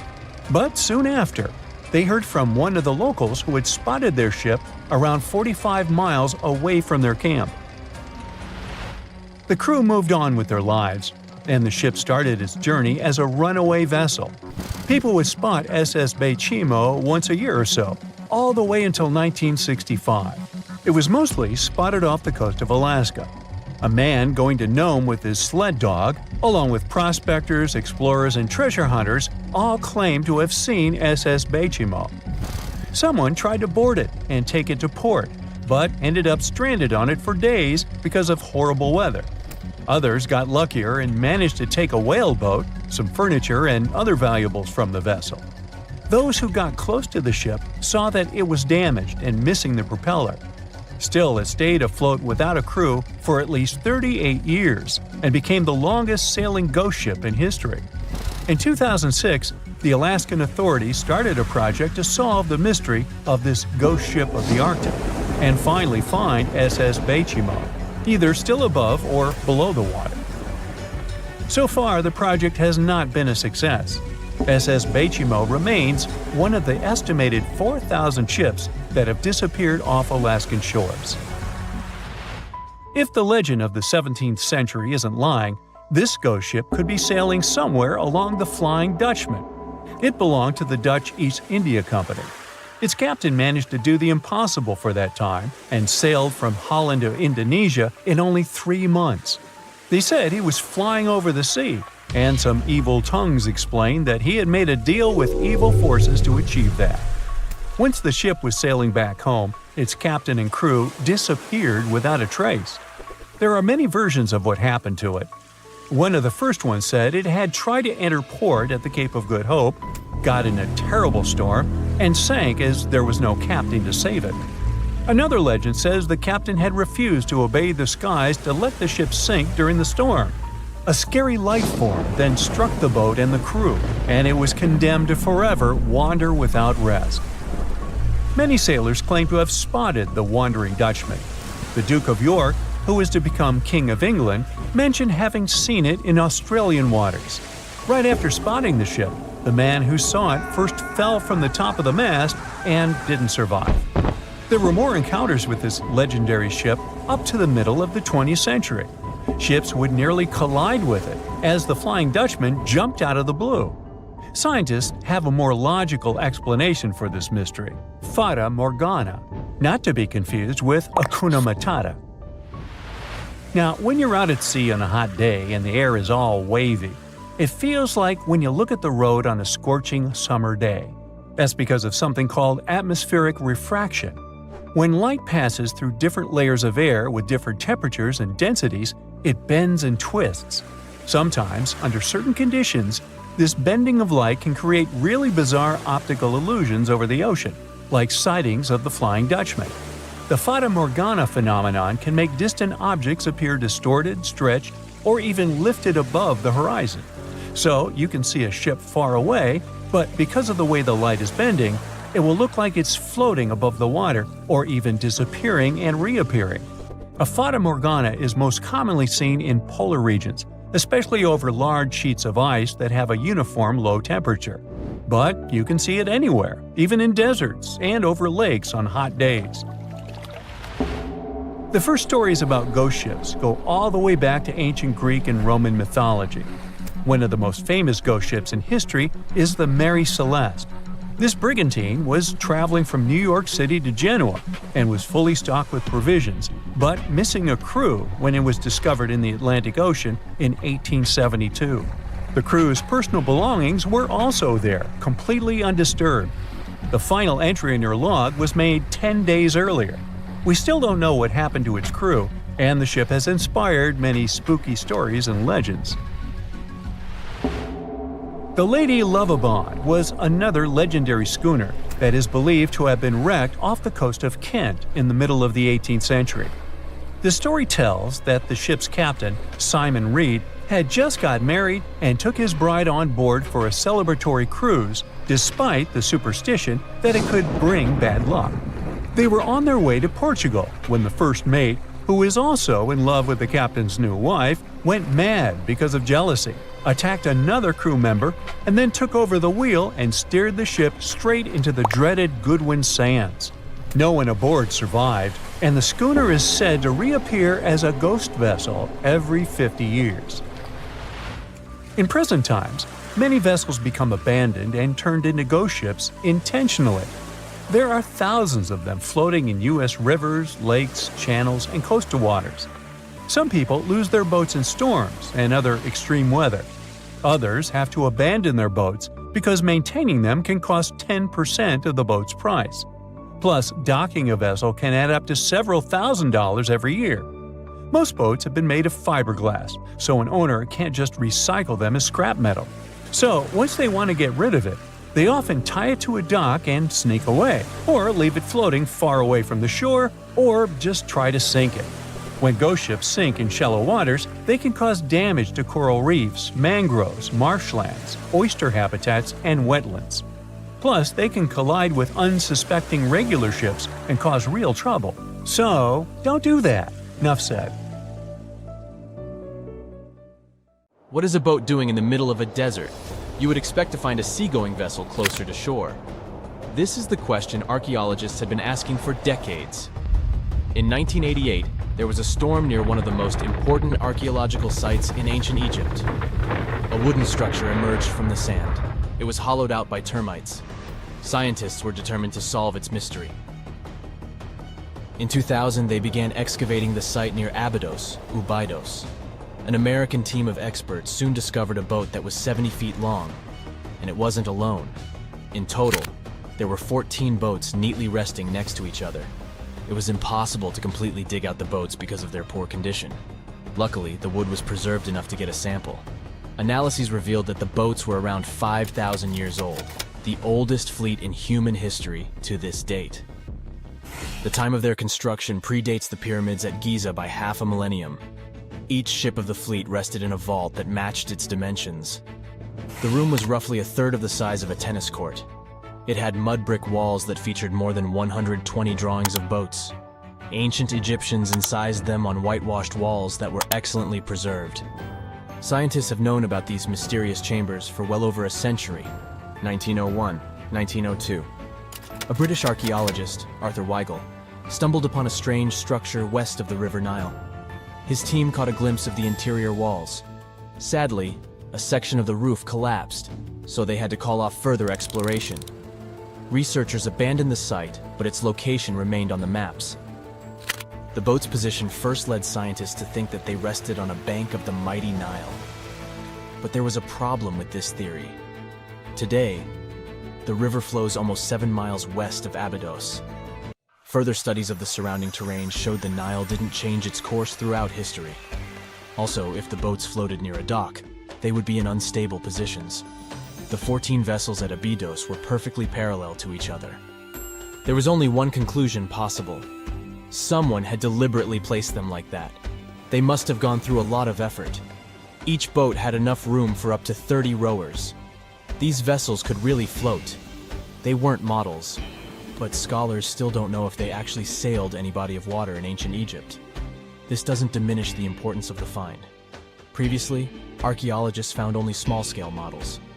In King Tut's tomb alone, there were 35 boat models. For a long time, these figurines were the only clues as to how ancient Egyptian vessels looked like. The boat's design confirms that they were the real deal. They are the earliest surviving examples of something called built boats. Ancient people constructed primitive vessels by hollowing out large tree trunks. The alternative was reed that was tied together to form a raft. The boats at Abydos had planks tied together. This was a major breakthrough in shipbuilding. During their lifetime, the boats must have seemed impressive. Timber was a valuable commodity at the time. There was no wood in the desert. Cedar had to be imported from Lebanon. The only person who could afford such luxury was the pharaoh. Studying the area around the ancient fleet provided more answers. Scientists discovered a mud brick structure where Egyptians worshipped the pharaoh. Its approximate date of construction matches that of the wooden boats. The same bricks out of which this building was made were used to encase the fleet. At the time of their construction, the rooms they were stored in had a ceiling. That's the section that archaeologists stumbled upon in the early 20th century. Just like mummies and coffins, these marvelous ships rested inside splendid vaults. The exterior of these rooms was also impressive. The outer walls originally had a plaster of white limestone. It reflected sunlight. In the desert sun, the structure housing the boats must have shone from miles away. Ancient Egyptian builders used the same technique to cover the pyramids 500 years later. Today, their surface looks jagged, but it wasn't always like this. When they were constructed, the pyramids had a top layer of fine white limestone. Their surface was smooth and it gleamed in the sunlight. Instead of stairs, the outer layer of the pyramids was more of a sleek ramp. Archaeologists were left with one final question. Which pharaoh owned the fleet? The answer lay just a mile from the site. This is where the tomb of a pharaoh from the 5th dynasty rested, King Senwosret III. Its time and style of construction matched the ones of the chambers with boats. The very end of his rule might explain how the boats ended up in the middle of the desert. The pharaoh probably passed away in northern Egypt. Then his body was transported down the Nile to Abydos in a marvelous procession of decorated boats. The vessels were later lowered to chambers near the final resting place of their owner. This had a symbolic meaning. In the ancient Egyptians' belief system, ships played a key role. Their supreme deity was Ra. He traveled through the sky during the day in the form of the sun. At nighttime, he sailed through the netherworld in a solar boat. The pharaoh identified himself with Ra. That's why he needed boats in the afterlife. That was the only way to regenerate himself, just as the sun rises every day above the horizon. This belief existed for thousands of years. The more famous Pharaoh Khufu also had a ship. Scientists found it in 1954 next to his pyramid at Giza. It is some 4 centuries younger than the fleet at Abydos, but Khufu's ship was almost 2 times longer. The Great Pyramid of Giza and King Tut's tomb are some of the most famous archaeological finds in Egypt. But there are many more secrets hiding beneath the endless sands of the Sahara Desert. Recently, 2020, archaeologists found a lost city there. They have labeled it as the most important discovery since King Tut's tomb, 1922. The city of Aten is some 3,000 years old. Historians hope it will give them a unique insight into the everyday life of ancient Egyptians. The famous archaeologist and Egyptologist Zahi Hawass proclaimed the site a lost golden city. Aten sits some 300 miles south of Egypt's capital, Cairo. It is close to the famous Valley of the Kings. Archaeologists first found sections of mud brick walls that spread out in all directions. They discovered complete rooms with tools of everyday life inside. The research team unearthed a bakery, a residential neighborhood, and an administrative district. They all date back to the time when the Egyptian civilization was the wealthiest in its long history. They were also the first to make objects from iron. In 1911, scientists found a set of iron beads near a village in Lower Egypt, El Gurza. These are the earliest known iron artifacts. The discovery is literally out of this world. Ancient people made them by beating into shape a piece of a meteorite. The 9 beads were once part of an ornate necklace. They are now blackened and corroded, which is perfectly normal for a piece of jewelry that is over 5,000 years old. They consist of an iron-nickel alloy. Researchers were impressed by the skill of ancient jewelers who processed the beads. Their craftsmanship is more impressive when you think that they didn't know the stellar origins of the material. The Great Pyramid of Giza also has a remarkable feature. An international research group investigated the electromagnetic response of the structure to radio waves. They found that the pyramid has the ability to concentrate electromagnetic energy inside it. This occurred inside its chambers as well as under the pyramid's base. It contains an underground, unfinished chamber. It seems that the electromagnetic response is connected with the properties of limestone, the Great Pyramid's main building material. The research results might have a practical application. The way solar cells and nanosensors function could be improved by this remarkable find. The sea, this unrelenting water beast, has been defying all attempts to tame it for centuries. Many ships driven by the wind have gone through the harshest parts of the world. Some have survived the struggle with the sea, and many have come off second best. It's the year 1834. A ship called the Pilgrim is setting a course to sail from California to Boston. The journey will venture around South America and then past Cape Horn of Chile. Richard signs up as a merchant seaman aboard the Pilgrim. This is his first voyage at sea. The crew tells Richard stories of the Drake Passage off Cape Horn, a route that's legendary for its dangers. Countless ships and sailors have disappeared in those waters. Since Cape Horn's discovery in 1526, it's quickly become known to all those that have sailed around it as the ultimate test of any mariner's skill and of any ship's strength. Those that have survived the journey call Cape Horn a sailor's nightmare. Jack the helmsman, a salty veteran, steers the ship towards this most dangerous of all routes. Jack has been aboard the Pilgrim since it was first commissioned in 1825. He's passed by the Horn many times, each time learning a different lesson from the tests provided by the sea. The Pilgrim has been refitted since its past voyage a year ago. Richard values Jack's experience, given that it's his first journey at sea. Jack assures Richard of his confidence in the Pilgrim, even though it's just a small wooden brig with 2 masts. Jack's aware that wooden vessels are gradually becoming outdated, replaced by new steam-powered ships. But Jack prefers the maneuverability of the Pilgrim and would take it over the steel ships any day. Richard is excited to be aboard.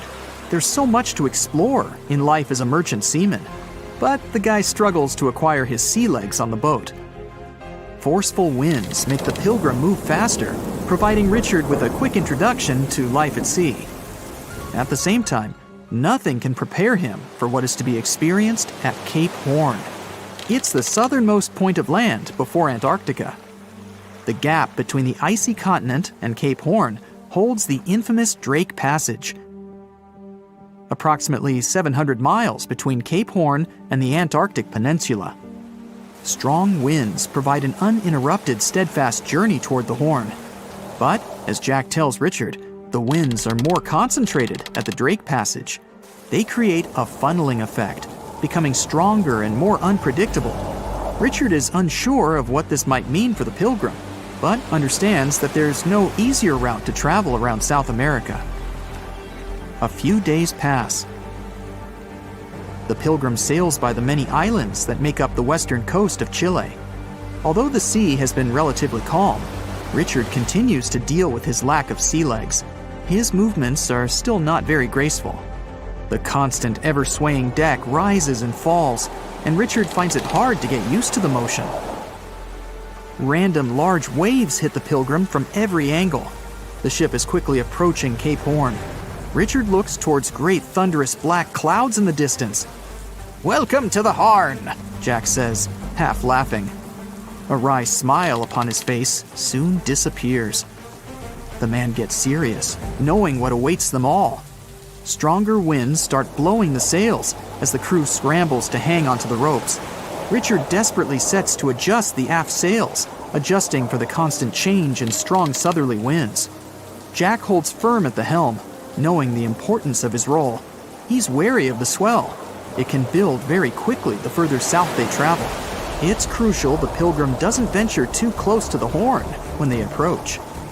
The great darkness that was in the distance is now all around them, filling the sky in every direction. Blackened clouds throw rain and hail down at the crew as they try to resist the enraged weather. Jack is directed by the captain at the helm, changing the direction of the vessel. The temperature has dropped significantly. Barely keeping the water from his eyes, he turns toward the port side bow to provide his face a brief break from the torment of the wind. Looking out into the distance, the man sees the Horn standing alone, surrounded by mist. It's a haunting sight. He steers the Pilgrim along the face of the Horn, the distance getting shorter. The waves shrink in height since the depths become shallower. But these waves are much steeper, and their angle can cause more damage to the wooden vessel. Jack's unsure how much of these waves the Pilgrim can take before the hull is breached. Richard, still posted at the aft sails, watches the water and icebergs floating by. He's unsure how large they actually are, since they're mostly hidden underwater. But he knows to alert Jack if any get too close. Just one iceberg hitting the Pilgrim will be all that the hull can withstand. Dutifully, he watches over the side and into the distance. Icebergs aren't the only thing to look out for. Rogue waves are common in these seas as well. The connecting Antarctic and Pacific Oceans, mixed with stormy weather, form waves together. This creates much larger rogue waves. Such waves have been known to reach up to 100 feet tall. They can destroy most vessels in their path. It'll surely be the end of the Pilgrim if it comes across a rogue wave. Strong currents adjust the route of the Pilgrim, as though the Horn is trying to lure the ship toward its rocky shallows. Slowly, they are getting pulled closer toward the Horn. Jack is fighting the current at the helm. Spinning the wheel, he strains his body as much as he can. Grunting, he plunges the wheel from the port side to starboard and back again. The captain keeps yelling directions. To a novice, they're extremely confusing. But Jack, a hardened veteran, continues to interpret the directions with ease, steering to readjust their course away from the Horn. The captain orders Richard to assess the hull below the decks. With the level of pounding the Drake Passage has provided so far, it's surely harmed the ship in some way. Richard runs to the deck, as another sailor yells something at him, but the noise of the sea makes it difficult to hear. A wave hits the side, flowing onto the deck. Richard manages to hang on to the mast before he's almost swept overboard. The entire front deck seems to be underwater. Hanging on as the water rolls off the sides of the ship and waiting for it to clear, Richard watches the horn slowly go past. Still, it beckons toward the Pilgrim, as though asking for its dues from the crew.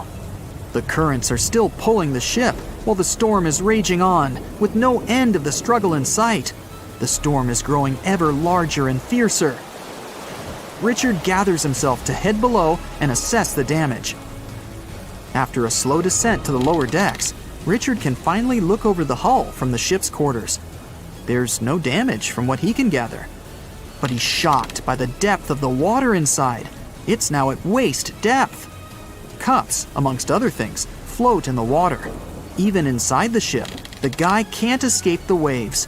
Unable to make sense of it all, he stands frozen, listening to the almighty power of Mother Nature outside. The sea roars even more wildly, waves constantly thudding against the hull. It sounds like a somber drumbeat, a slow countdown to the demise of the Pilgrim. Richard forces himself back to the terrors of the above decks, grasping onto the rails to carefully walk the slippery stairs. He leaves the disturbing creaks of the wooden decks. They're soon replaced with the strained sounds of the ropes, the yells of other sailors, and the deafening roar of the sea crashing all around him. Jack is at the helm, focused on his role, still fighting the wind and the waves, even with the addition of ice and frost. It seems that the world around him has set its heart to distract the man from his duty, but Jack pushes on determinedly. For 9 days, the Pilgrim fights the constant changes in stormy weather, facing all kinds of obstacles, but the ship manages to make it through. As they leave the storm behind, the crew sets their course north for their final destination. The sight of the sun peeking through the dark clouds is the most relieving thing Richard has ever experienced. Unfortunately, Richard lost his rations at some stage during the storm. At sea, if your rations are lost, it's your own bad luck. Luckily, Jack is kind enough to share some of his. Giant container ships are responsible for much of the global trade. Thanks to them, you receive your orders from overseas, sooner or later. But they do have a problem just like any mechanical vessel. They tend to break down. That's where these little bad boys come in. Tugboats are meant to help any stranded vessel that either lost power or sustained any technical or physical damage. Besides being salvage vessels, tugboats also help guide ships when they dock. Since these ships are massive, underline, they require little tugboats to survey the surroundings and help them navigate to dock properly. They also serve as firefighting boats in case a fire breaks loose in the ship. Many of these cargo ships already have a system to stop fires, but tugboats provide extra help in case the fire gets out of control. Many cargo ships pass through below-zero regions like the Arctic and face plenty of obstacles, or icicles. Tugboats to the rescue again. They can make the first move by breaking the ice so that the vehicle can pass through without damaging itself or delaying its course. They also help large ships move through narrow areas. On March 23, 2021, the Ever Given, one of the largest container ships in the world, got stuck in the Suez Canal for 6 days. It froze global shipping of almost $10 billion of trade in a day.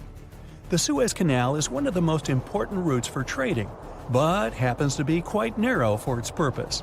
To put that into perspective, it's like the Empire State Building getting lodged in the middle of a busy freeway. So, if you were wondering why your delivery was late during that month, it's probably because of that incident. The bottom of the ship nearly touched the floor of the canal. In the early morning of March 23rd, the weather was acting up. It was getting worse and worse, with the wind picking up to around 45 miles per hour. Those were some terrible weather conditions for navigation. That should have been the first red flag, but the Canal Authority didn't have a system for monitoring weather conditions or warning ships about them.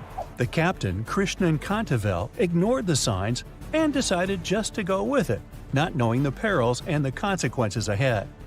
The Egyptian pilots that were assisting with the navigation failed to provide proper instructions. As a result, the ship became jammed diagonally, essentially blocking the whole canal.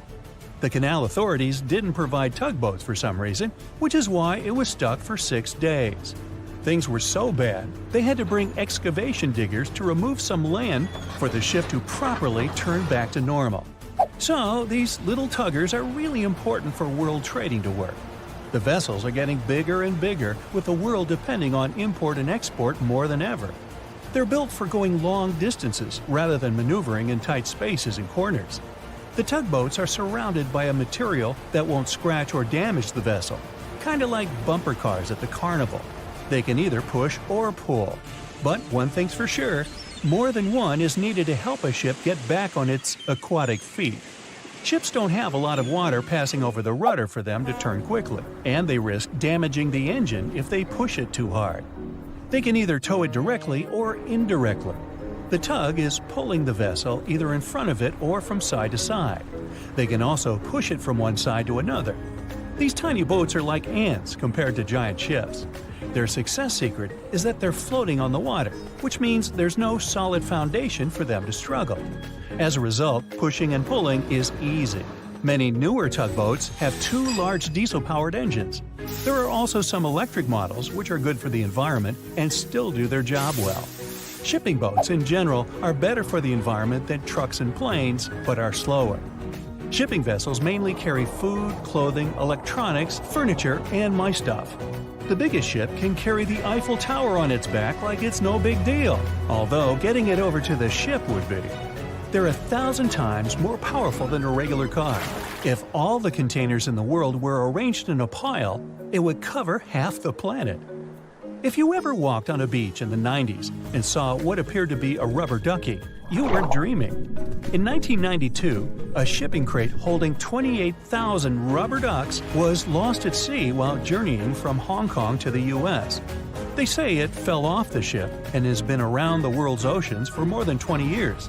What seemed like a horrible accident that would leave dire consequences for the world's marine ecosystem proved to also be helpful for us to learn and understand the world of plastic pollution and how the ocean currents work. These ducks seem to have had quite the journey when they broke free from their container life.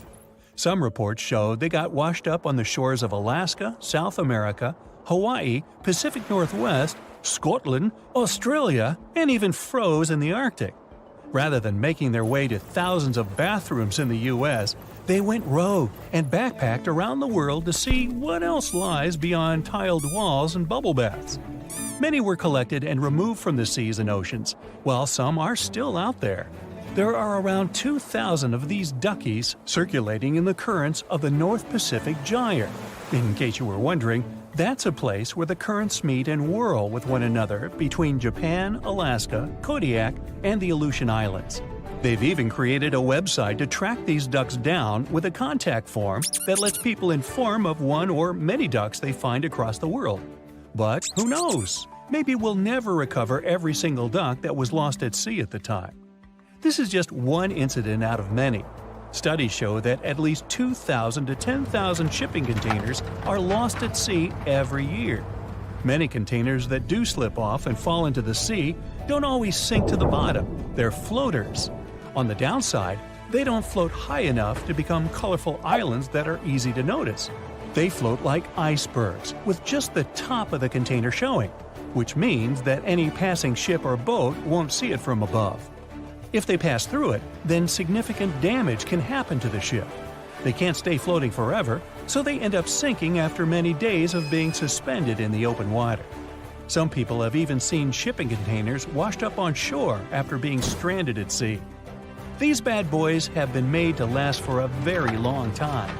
If you take proper care of them, the life expectancy of each container can stretch for more than 20 years. It's pretty amazing that they travel all over the world and are filled and refilled with new items many times. They go through all sorts of weather conditions and have to survive in different climates. Many modern houses are made out of retired shipping containers designed with a nice aesthetic touch. Shipping container houses provide the exact same living conditions, except they look cool. Besides looking cool, they're economically friendly compared to regular houses. You can save plenty of money with the structure pretty much halfway done. All that's needed is just a little foundation and a few adjustments here and there. And boom, you've got yourself a house. You're also doing the world a favor by contributing to the environment. Those homes are recycled containers that have just been refurbished and polished for anyone to live in.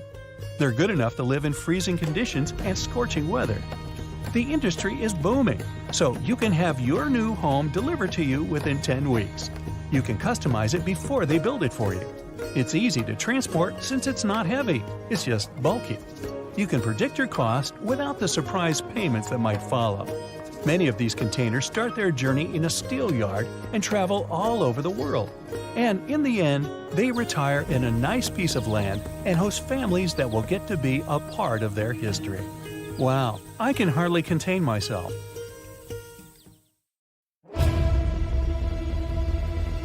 Welcome to the race across the globe. And here are our competitors. He is the captain of the world's largest freight ship, which can hold almost 24,000 containers. This is the captain of the Antonov AN-225 Maria, the world's largest cargo airplane, the record holder in aviation, which uses 6 engines to take off. Over here is the freight engineer. The train reaches a length of about 2.5 miles. That is, the walk from the head of the train to its tail will take a whole hour. And our last contestant is the driver of the Kenworth W990, one of the world's largest and most powerful trucks.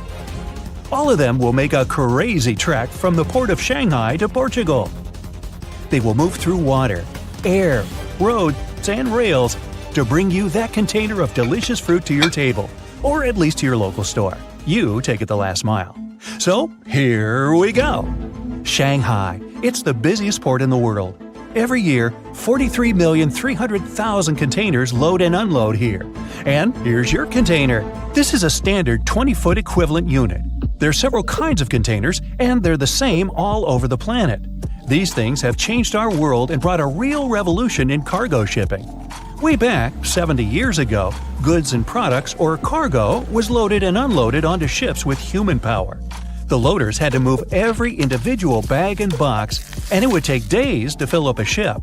A truck driver waiting in a long line for his turn to load stuff on a ship thought, what if we didn't move the cargo separately, but could put a whole truck onto the ship?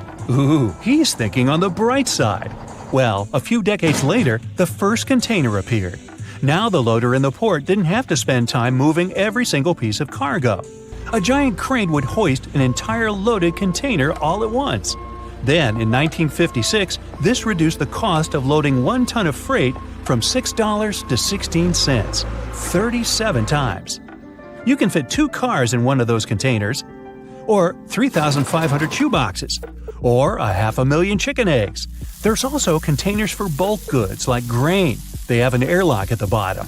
There's also refrigerated containers. They're used to deliver fruit to all corners of our planet. The invention of these standard containers made the shipping industry way more efficient. Let's return to our present day. This real-time map shows all the ships in the world's oceans. See how the port of Shanghai glows? Dozens of ships unload and load containers here every day.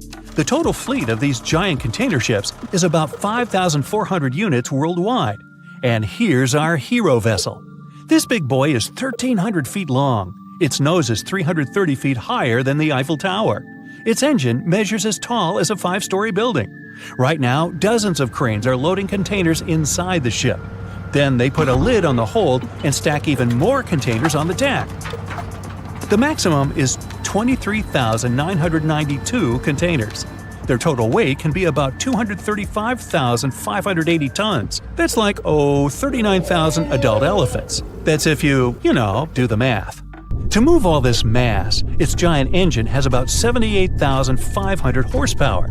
The fastest commercial car, the Koenigsegg Agera RS, made in Sweden, has only 1,341 horsepower, so that's not nearly enough. Now, you'd think it would take a huge team to drive such a giant, right? Nope, no more than 20 people. This is the captain. Several assistant captains oversee each deck: the engine crew, the helmspersons, and the tech crew. And the most important people on the ship? The cook and his assistant. Hey, you gotta keep that crew happy, right? The captain orders start the engines, and the crew gets to work. Tugboats help the colossal container ship slip out into the bay. Meanwhile, we're loading the world's largest cargo airplane at Shanghai Airport, AN-225 Mira. Check this out. The first flight of the Wright brothers airplane was shorter than the size of this plane's cargo compartment. Wow! Its fuselage is as long as the height of a 15-story building, and the wingspan is as wide as 6 school buses are long. This plane was originally designed to launch spaceships from the air. It would take off from the runway, carrying the spaceship on its back. Here, we load the plane through the front. The nose of the aircraft rises, opening the cargo hold. At the same time, the airplane squats on its landing gear. The largest airplane in the world can take no more than 7 20-foot containers into the cargo area. The nose closes, and the pilot gives the crew the cue to get going. Usually, even the largest commercial airliners are flown by only 2 people. But the AN-225 Mira needs a 6-person crew. A commander, co-pilot, 2 flight engineers, a navigator, and a radio operator. No cook, huh? Whatever. It's time to start all 6 engines. Each of them generates 12,500 horsepower at liftoff. The airplane accelerates more and more, and at last, all 32 wheels come off the runway. And the fastest commercial car, Koenigsegg Algira RS, is left in the dust. Alright now, let's look at our train. Oh, it's already on its way. The workers have loaded the train with containers right at the port. They just put the containers on a special car, which is the right size. If there are no low tunnels on the track, we can even stack containers, one on top of the other. Given that our train has about 250 cars, we could load 500 containers on it. Now, if we pencil that out, the maximum loading capacity of the train is 48 times less than that of the ship. But the crew that runs the train consists of just 2 people. This makes train deliveries incredibly cheap. But both crew members have a working day. After 12 hours on the road, the train stops at a station. A new crew takes their seats in the train's locomotive and continues on their way. The first crew spends the night in a hotel, has a nice dinner, and in the morning swaps crews with another train heading back to their hometown. Now, let's look at the map. This is the entire distance the train will have to travel, almost 7,000 miles. That's 3 times the width of the United States from coast to coast. On average, freight trains travel at about 50 miles per hour. Our calculator tells us the whole trip will take about 140 hours or 6 days. But hey, it's not that simple. You see, areas are divided into railroad zones. One crew always works within one particular zone. For example, our train crew departed from the port of Shanghai and reached the border of their area. They must stop the train and give up control to the next crew. So, the travel time for the train will depend on the speed of the transfers and the number of stops. So what about our truck? Back at the Shanghai port, the truck got its container very quickly. It pulled up to the loading area, and a big crane gently dropped the container on it directly from the ship. Done. Much faster than a plane or a train. From this point on, its journey began. The truck's route will be about the same as the train's. The average speed of the truck is about 60 miles per hour. If driving non-stop, the journey would take 5 days. But one driver can only work a certain number of hours. A working day lasts 14 hours, of which the truck can only drive 9. When he has reached his limit, the truck driver must find a suitable place to rest and recuperate. You've probably seen the trucker parking lots along the highway. They look like big gas stations. Here, the driver can always take a shower and eat. The driver will sleep right in the truck. The Kenworth W990 has a special place for this right behind the driver's cab. And there's not only a bed there, no, there's separate air conditioning, windows, lights, and several compartments for personal belongings. There's a refrigerator to store groceries and a microwave to heat food. The driver can eat at the folding table and even watch TV. Everything to make the driver feel at home. So, when one driver has reached its limit of 9 hours and his workday is over, he has to rest for the remaining 10 hours until tomorrow. In this case, he'll cover a maximum of 540 miles per day. That adds up to 13 days of travel time. Additionally, the truck must pass inspection when entering other countries or states. Inspectors weigh the truck on giant scales, check its brakes, and more. It's time-consuming too. In this case, the solution is to have a partner. At the end of a 14-hour shift, the first driver must go to the cab to sleep and rest. Then the partner takes over control and continues on the road for the next 14 hours. But there's a problem here. When the second driver finishes his shift, the first driver still can't get behind the wheel, so they still have to stop. Shifting gears, back to our giant container ship. It comes out of the bay and suddenly it slows down. Yes, that's all for the economy. The East China Sea is very busy near the port. Dozens of ships are waiting in line to get into port, so the captain gave the order to increase speed so as not to hold up the party. But as the ship entered the open sea, it slowed down to about 20 knots. That's about 23 miles per hour. That's very slow, especially if we look at their route. It's a trip nearly across the globe. The total distance from the port of Shanghai to Portugal by sea is about 11,000 miles. But our ship moves almost non-stop, 24/7. Ideally, it would take 480 hours or 20 days. But there are a few variables out there for a ship on the open seas. Take storms, for example. The ocean can be a rough place. Sometimes the waves there reach great heights, enough to overturn even a ship this big. So the captain heads to the bridge and takes control. The navigator turns the ship's bow into the wave to keep it from overturning the vessel. The bow of the ship rises and rushes into the sky. Once on top, the ship begins to plunge off the wave like a surfer, picking up speed. After a few seconds, the bow hits the water hard, causing a solid splash of water. High and narrow waves can be especially hazardous. Coming down for them, the ship can dive too much underwater, almost like an arrow, and go under. Or worse, it might break in two under its weight. But fortunately, the wise captain overcame the storm and we arrived at the first checkpoint of the voyage. This is the Strait of Malacca. All ships traveling from Asia go through this bottleneck. Otherwise, they would have to make a long detour through Indonesia. The Strait of Malacca is not only narrow, but also shallow. If the ship's depth in the water, or draft, is deeper than 65 feet, it will run aground, and that's not good. That's why we don't build ships bigger than this one. But our giant makes it through and into the Indian Ocean. Now, look up into the sky. The largest aircraft in the world, the AN-225, is now in the air at cruising altitude. That's about 5.6 miles.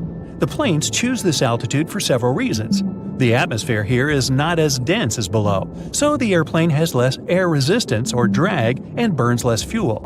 Another reason is bad weather, which just doesn't exist here. Thus, neither rain nor snow is a problem for it. Now, given the curvature of the Earth, the direct distance between Shanghai and Portugal is about 6,500 miles. The cruising speed of the AN-225 is 500 miles per hour. That means the plane can cover this distance in just 13 hours, compared to 13 days for our truck. But the aircraft will have to make at least one stop. Considering that such a huge plane can't land at all airports because it needs a long runway, refueling stops should be carefully chosen. The airport in Dubai has a long enough runway so that the AN-225 can land there. The captain begins the descent procedure. Such a heavy plane needs to calculate the weight for landing accurately.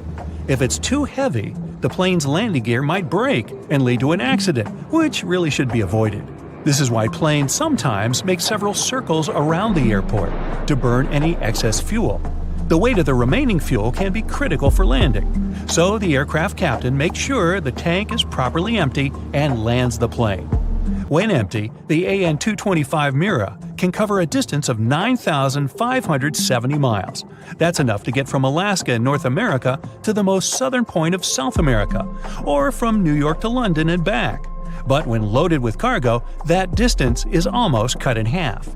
The captain lands the plane and brings it to a stop. Time to feed the beast. AN-225 has 13 tanks under the wings. Combined, they hold 300 tons of fuel. It could take a day and a half and several dozen refueling trucks to fill such a behemoth. So, while the plane is paused, the train has a chance to catch up with it in the race. But there's an issue here too. Different countries have different standards for railroad tracks. The track width in China may be different from the track width in the Middle East and Europe. Yep, we have to change the width between the train's wheels to keep going. In the past, we would stop the train completely to do this. Then we would lift it and change the distance of each pair of wheels by hand. Given that one car has 4 pairs of wheels, and we have over 200 cars, well, this process could take forever. We might as well just unload the train entirely and load the containers onto another one. But now, we can adjust the width of the train's wheel sets right on the move. Now, let's get back on the road again. Whew, our driver just flew by. Well, actually just drove by. A truck like this is indeed the king of the road. It measures 300 inches between the front and rear wheels. And if you add the trailer, it's longer than a school bus, 53 feet. Such a big truck has an impressive weight of 18,000 pounds. That's more than a grown elephant, or as big as 4 sedans. Naturally, the truck has a massive 12.9-liter engine. The average sedan has an engine 6 times smaller. It gives the truck about 500 horsepower, so you can easily pull even a hefty load up a steep hill. The main thing is to make sure that you have fuel. Well, aren't we lucky? The Kenworth W990 has a huge 225-gallon fuel tank. That's 20 times bigger than an average passenger car has, or even that Koenigsegg Algira RS.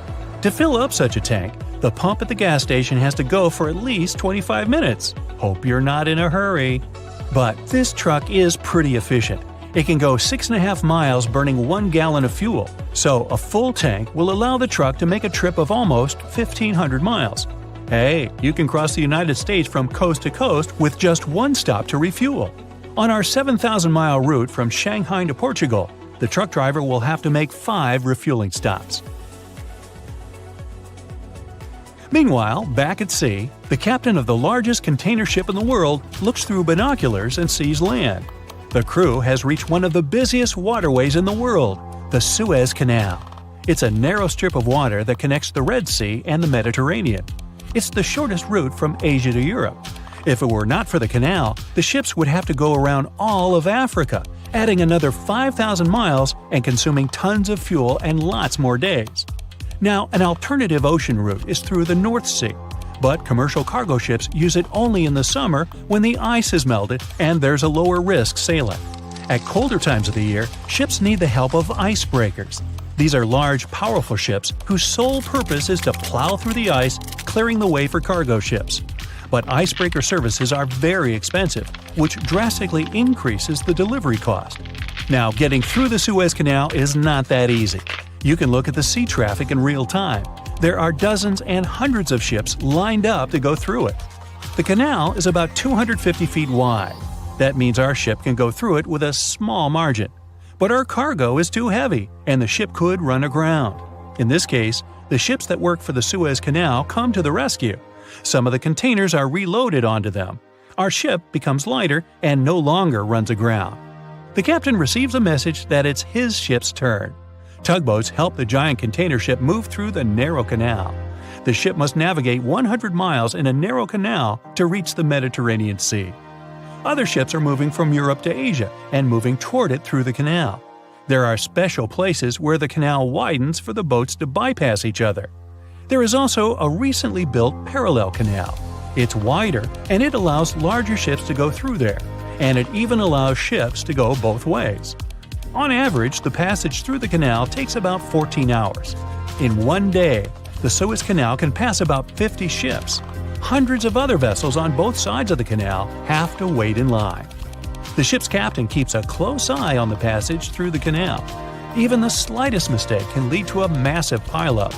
In March 2021, one of the largest container ships in the world blocked the Suez Canal. It was carrying about 18,000 containers. Strong winds blew the ship off course as it passed through the canal. The ship's bow ran aground on one side of the canal. Its stern was then blown sideways, beaching on the opposite side. So, this one ship completely blocked the passage from Asia to Europe in both directions. As they say, want to get away? Well, for several days, 14 tugboats tried unsuccessfully to move the giant ship. Then the excavators began to dig out the sand under the ship's bow. Their goal was to deepen the bottom of the canal so the boat could float again. Every minute counted. Meanwhile, more and more ships were bumper to bumper in the Mediterranean and Red Seas. By the end of the rescue operation, roughly 450 different ships were impatiently waiting for their turn to pass through the canal. The world trade lost about $400 million every hour. Delivery schedules for goods around the world flew out the window. The biggest losses were for oil tankers from the Middle East. Fortunately, our captain made no mistakes, and the giant container ship made it through the Suez Canal without incident. The captain sets a new course. This is the last leg of this long voyage. Alright, where's our biggest airplane in the world? It's already slicing through the skies on its finish line. It's now in European airspace. It's interesting that in addition to being a record center in size and payload, this plane is only one of a kind. The first flight of this giant took place in 1988. Although 34 years old, it's still going strong and does its job. It was recently certified to continue flying until at least 2033. It's one of the few planes that have unusual tail fins. It's split. As I said earlier, the AN-225 was originally designed to carry spacecraft on its back, but the spaceship created an aerodynamic instability on the plane's tail. So, the engineers had to give the aircraft a double tail shape. But despite the attachments on the roof of the plane, it never carried cargo there. This is because of the aerodynamic requirements for shipment. When the AN-225 took a spaceship, it had all the properties to reduce air resistance. But if you hitch a square container to the roof of the plane, the aerodynamics will get worse dramatically. Essentially, you get a flying toaster oven. Well, the captain just turned off the autopilot and took control of the plane. This means that he is about to start the descent. Time to put your seatbacks and tray tables into their locked upright position. The appearance of an AN-225 Mira in the air always attracts lots of attention. It can be recognized by its triple track in the sky. This is because of 6 engines and the split tail. The plane lowers the landing gear. All 32 wheels are ready to touch the ground. Cars passing by the airport stop. People get out and pull out their phones to take a video of this giant. 30 feet, 20, 10, and touchdown. The plane slows down and finally stops. Now it's time to get that precious cargo out. It takes about 7 minutes to open the cargo hatch. The plane drops a little lower and unfolds the ramp. The cargo trucks begin unloading the containers. The plane finishes our race. It took 2 days from Shanghai Airport to Portugal with one technical stop for refueling. What about the train? The locomotive of the train has already replaced several dozen crews. Its route took it through Beijing, Moscow, and Paris, but it's still much shorter than the possible longest route in the world, Portugal-Singapore. The total length of the track on this route is 11,655 miles. If you wanted to make this journey by passenger train, it would take about 21 days to get from point A to B. Our train route was a little shorter, and it took 12 days to get to the destination. That's 6 times longer than an airplane. Now to the truck driver. He too is nearly at the finish line. His route practically repeats the ancient Silk Road, the route Chinese merchants used to carry silk to the Middle East. The truck went nose to nose with the train all the way there. The truck would overtake the train when it was stopped to change crews, but the train would pull ahead while the truck driver was asleep in the cab and couldn't continue driving. The truck reached its destination a little later than the train, 13 days. The last participant of the race, the world's largest container ship. It started simultaneously with the other participants from the port of Shanghai. Its route went through the South China Sea, the Strait of Malacca, the Indian Ocean, the Arabian Sea, and the Red Sea. It passed through the extremely narrow Suez Canal to reach the Mediterranean Sea. Its final checkpoint is the Strait of Gibraltar, the stretch of water that separates Europe from Africa. Finally, it has arrived in the port of Portugal. The ship makes a victory honk. The captain looks through his binoculars and sees that the AN-225 crew, train crew, and the truck driver are already standing on the coast. He crossed the finish line last. The whole trip took this ship 20 days. See how the places are arranged on the pedestal: the airplane, the train, the truck, and the ship. Now, the plane wins if we compete just for speed, but each of the participants takes first place in a particular category. Which of the contestants in the race deliver the goods as cheaply as possible? Let's look at the train. To move 1 ton of cargo for 1 mile, you have to pay 4 cents. So if you want to ship a ton of freight from Los Angeles to New York, it'll cost you about $100. In our case, with a train route of about 7,000 miles, the shipping price of 1 ton of goodies would be about $280. The price is low because of the train's efficiency. It has smooth metal wheels that run on smooth metal rails, so it doesn't have much drag like a truck with rubber tires on asphalt. Meanwhile, let's look at the airplane. It takes $1.21 to move 1 ton of cargo per mile. The route covered by the AN-225, including a stop for refueling in Dubai, is approximately 7,800 miles. That means the cost of shipping 1 ton of cargo will be roughly $9,500. That's 34 times more expensive than by train, though 6 times faster. But this is the price for modern and fuel-efficient aircraft. The AN-225 engines are old and not as efficient. They burn more fuel, and the price will be even higher. Regarding the truck, 1 ton per mile costs 20 cents. So shipping from Shanghai to Portugal costs about $1,400, 5 times more expensive than a train. In recent years, the price of shipping a container by cargo ship has increased 7 times. It costs about $14,000 to ship cargo from China to Europe. Prices have gone up so much because of the container shortage. Internet commerce is growing fast, and so is the need for consistent shipments across the globe. We just don't have enough containers to meet those needs, but we expect the price of ocean shipping to drop by 2023. So the shipping method should always be chosen carefully. An airplane is best for delivering expensive goods that are needed urgently. The train is perfect for a large volume of goods, which at the same time is cheap. We primarily use trains to move containers from seaports to distribution points farther inland. The main advantage of trucks is their mobility. They can take containers to places the train can't reach because there is no railroad, or where there is no access to water, and it's impossible to deliver the cargo by ship. Trucks can also deliver goods directly to city centers. Shipping on giant container ships is suitable for huge amounts of cargo, for something not too heavy, but something you can fill a container to the top. Despite the price, most of the goods in your nearest supermarket are brought in by ship. They have traveled thousands of miles in containers around the world. Globalization happens thanks to the container. The same product costs just about the same price all over the world.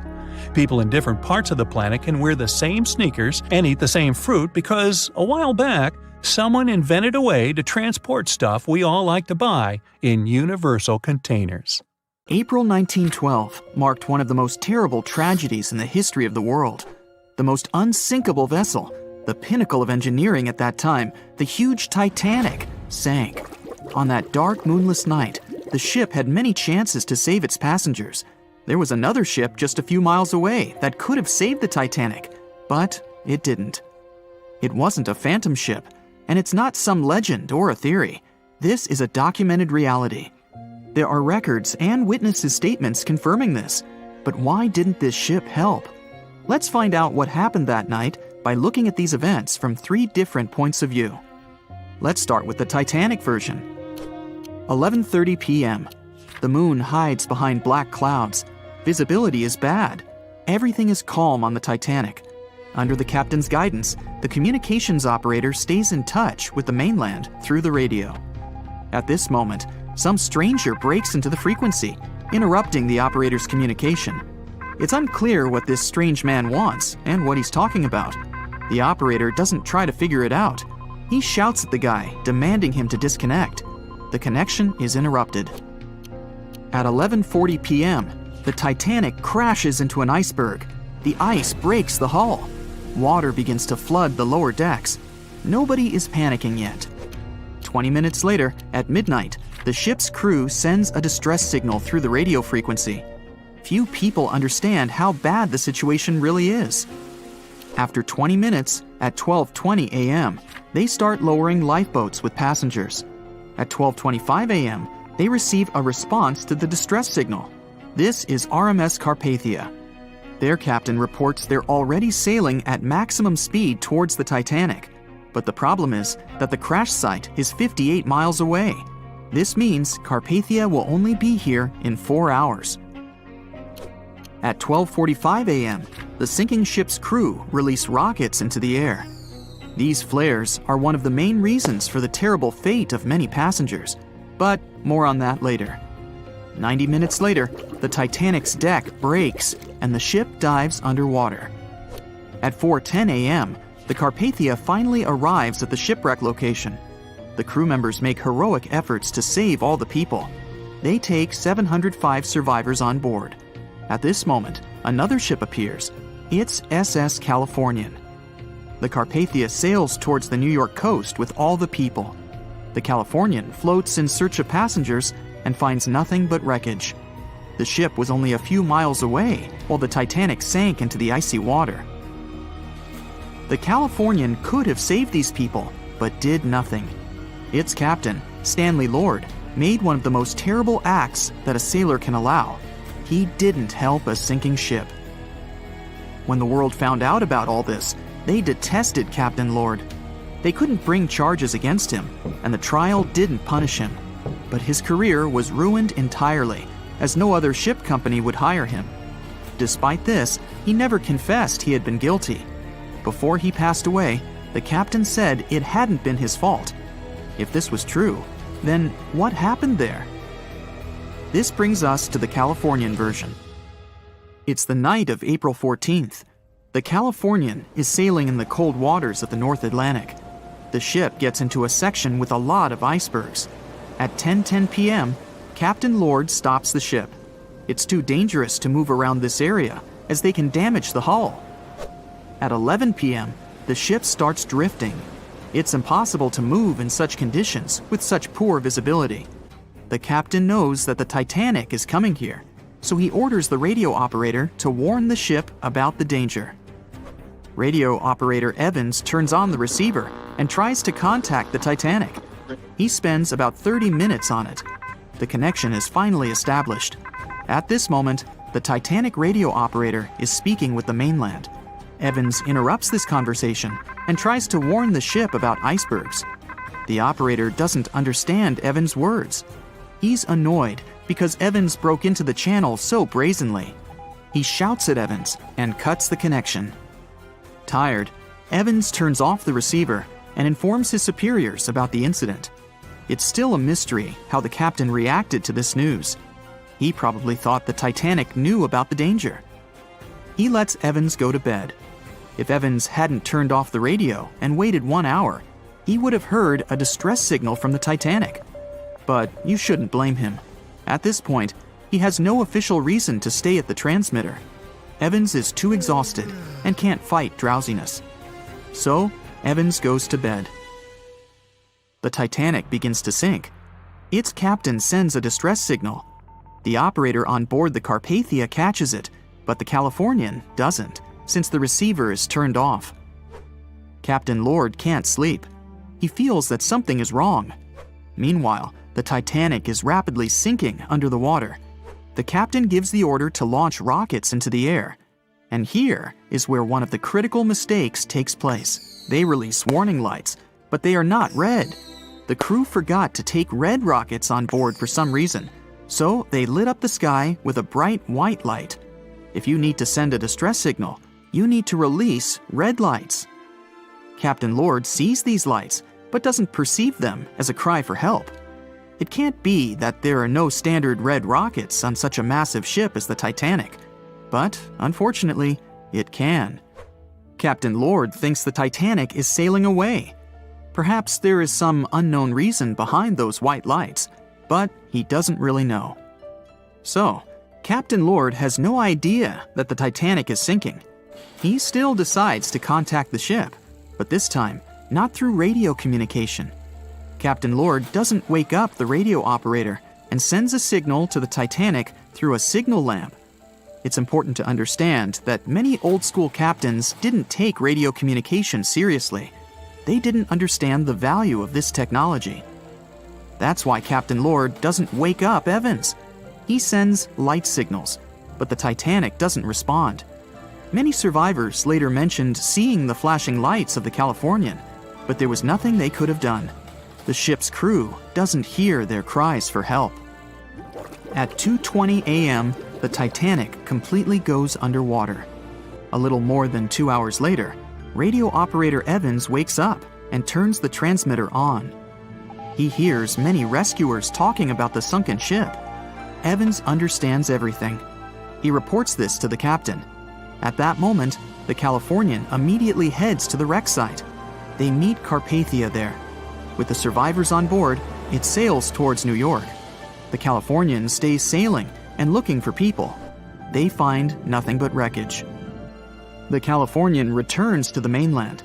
The news about the ship that could have saved the Titanic is spreading all over the country. The trial begins. Captain Stanley Lord and the crew tell their version. They say their ship had been standing still. Many people don't believe them, and some of the surviving passengers claim to have seen the Californian sailing by. Still, the judge declares them innocent. 1962. Captain Stanley Lord is a very old man. He calls a notary to confess something. The captain makes his last remark about this case. He swears he's not guilty. But if it wasn't the Californian sailing past the Titanic at that moment, then what? The Samson theory could answer that question for us. The sealing ship Samson is sailing in the cold waters of the North Atlantic. The crew aren't sleeping. They carefully study the surroundings, but not because they're afraid of icebergs. They're scared of meeting with the U.S. Coast Guard. The Samson ship's crew catch seals, which is illegal. At 12:45 a.m., Samson's captain sees white signal rockets. The team is sure it's the Coast Guard. They turn off the lights and sail away. It's dark, so they don't notice the sinking Titanic. They return to the coast of Iceland and hear about the disaster. They realize they have abandoned the drowning passengers. The nephew of one of Samson's crew members reads about this story in his uncle's diary. The nephew asks for permission to publish these recordings. All the people realize that Captain Lord wasn't guilty, but unfortunately, he didn't live to see this moment. Actually, it's still unknown who is guilty in this story. 2 ships were nearby the Titanic. Their captains were adequate people. They would have helped save all the passengers. Their fault was that they couldn't understand what the Titanic wanted on that dark night. Someone forgot to put red flares in the box. This small but fatal detail was one of the leading causes of the tragedy. So in 2017, over 25 million people boarded cruise ships all over the world. Now, if you're keeping count, that's more than the total population of Greece. It's become America's favorite choice when it comes to going on vacation. It's easy to see why hopping aboard a cruise ship becomes more popular each year. Heading out on a cruise is also coming back in style with newer generations. 2/3 of Gen Y and millennials say that cruising is their new preferred type of vacation. How's that? Well, let's see. It's easy to plan in advance. On board, you can find activities for all family members, and you get a chance to visit several different destinations in one trip. An added bonus of booking a cruise? You can sample various places for a future time off. The entertainment on board is often top-notch, providing passengers with an added taste of luxury. And the amenities and accommodations are generally very reliable. Not to mention that it gives tourists that feeling of actually getting away from everything that people strive for while out of the office. Royal Caribbean International is one of the largest cruise lines in the world, with just over 19% of the cruise market as of 2018. Its current fleet is divided into many different classes of ships, including the Voyager class, Radiance, and Quantum. The latest addition to the Royal Caribbean International's impressive fleet was built in 2018. Wonder of the Seas is now the largest cruise ship in the world. Since this spectacular liner has just had her maiden voyage in March 2022, let's look at some of the incredible perks it has to offer its passengers. For starters, the boat is so big that it had to be split into neighborhoods. Well, it figures since Wonder of the Seas can accommodate almost 7,000 passengers. Fond of New York? Well, no worries. Wonder of the Seas has a central park of its own, with an estimated 10,000 plants to check out. The ship's central park is a feature of all Oasis-class ships, being one of the so-called neighborhoods. Let's look at some other areas, shall we? Like this boardwalk, a place that includes an arcade, a candy store, and a sports bar. It's best suited for long walks. There's a pool and sports zone on Wonder of the Sea. These areas feature the ship's numerous pools and hot tubs. There are many activities to check out on the sports court. Then there's the Royal Promenade, or Promenade if you prefer. That's the main road on Wonder of the Seas, with bars, lounges, and places to grab a cup of coffee, or a luxurious latte. The entertainment neighborhood is the focal point for leisure activities on the ship. Here, guests can find a comedy club, an ice skating rink, and even a theater. The spa and fitness area is a tranquil zone with a huge array of treatments available. The fitness center is free of charge, by the way, so there's no excuse for guests to skip a leg day. An extra 8th zone was added to Wonder of the Seas. It's called the Suite Neighborhood. This is an exclusive area designed for guests staying in the suites. Oh, now I get it. It's located at the top of the ship. Guests here have designated staff members called Royal Genies. Yeah, if you rub a lamp in your suite, they appear. Nah, not really. The genies are similar to butlers. They can cater to just a few cabins. Of course, the cruise line wants to divert other guests from asking these crew members various questions and taking their time. That's why the genies don't wear name tags in public areas. As for its itinerary, Wonder of the Seas was initially supposed to be homeported in China, but Royal Caribbean decided to move the liner to the United States. In March 2022, the ship started its journey with 7-night Eastern and Western Caribbean itineraries. In May 2022, Wonder of the Seas is scheduled for a trip to Europe, with Western Mediterranean cruises from Barcelona and Rome planned for its guests. Passengers will also be able to visit Palma de Mallorca, Spain, and Capri, Italy. When the summer season is over, Wonder of the Seas is scheduled to return to Florida to offer year-round sailing starting November 2022.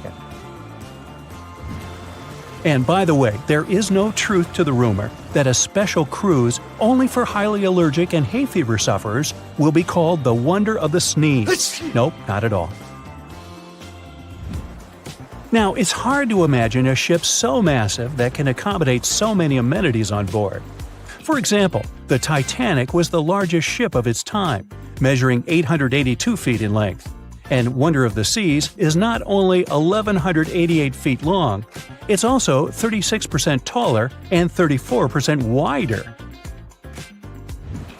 Speaking of lifeboats, which I am about to, Titanic had a mere 20 lifeboats on board, which was tragically not enough to fit all the passengers after the ship hit the iceberg.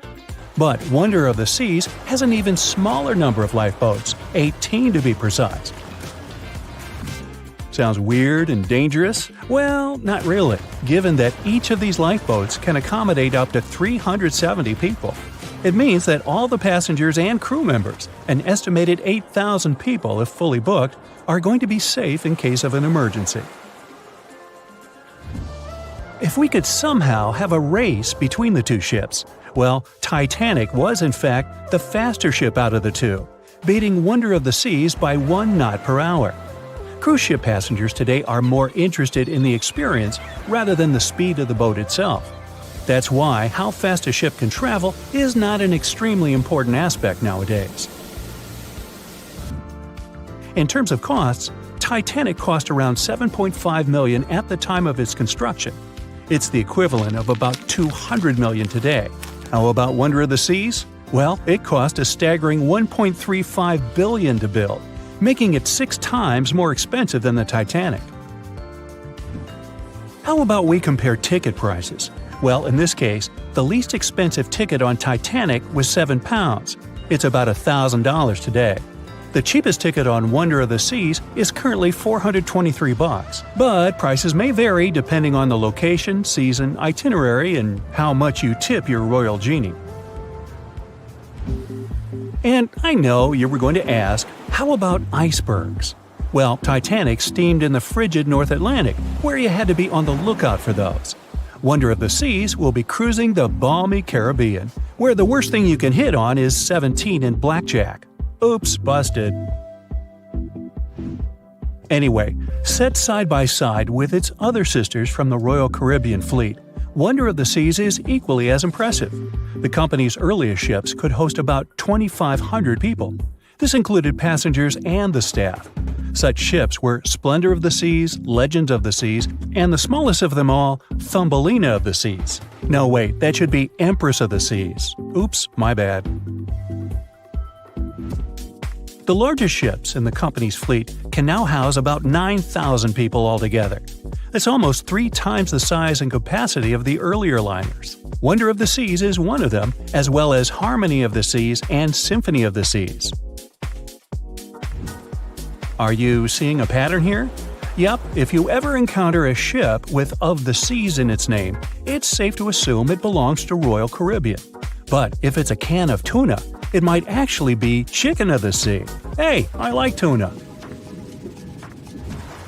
Now, choosing between cruise ships based on their size is like wondering if you should visit your local museum or the Louvre in Paris. It all depends on your preferences. Some families prefer small settings. Others are a fan of large spaces that can provide everything they need. Historically, it's equally as exciting how far we've come in terms of maritime transportation. The SS Royal William, for example, was the first boat to ever make a transatlantic voyage almost entirely steam-powered in 1833. And it was a mere 160 feet long and could house roughly 155 passengers. And if the seas were calm, then they were housed less roughly. Similarly, the first modern megaship in the world was the MS Sovereign of the Seas. Launched in 1987, it was only 888 feet long and could carry a little under 3,000 passengers. Size and capacity are not the single improvements added to newer cruise ships out there.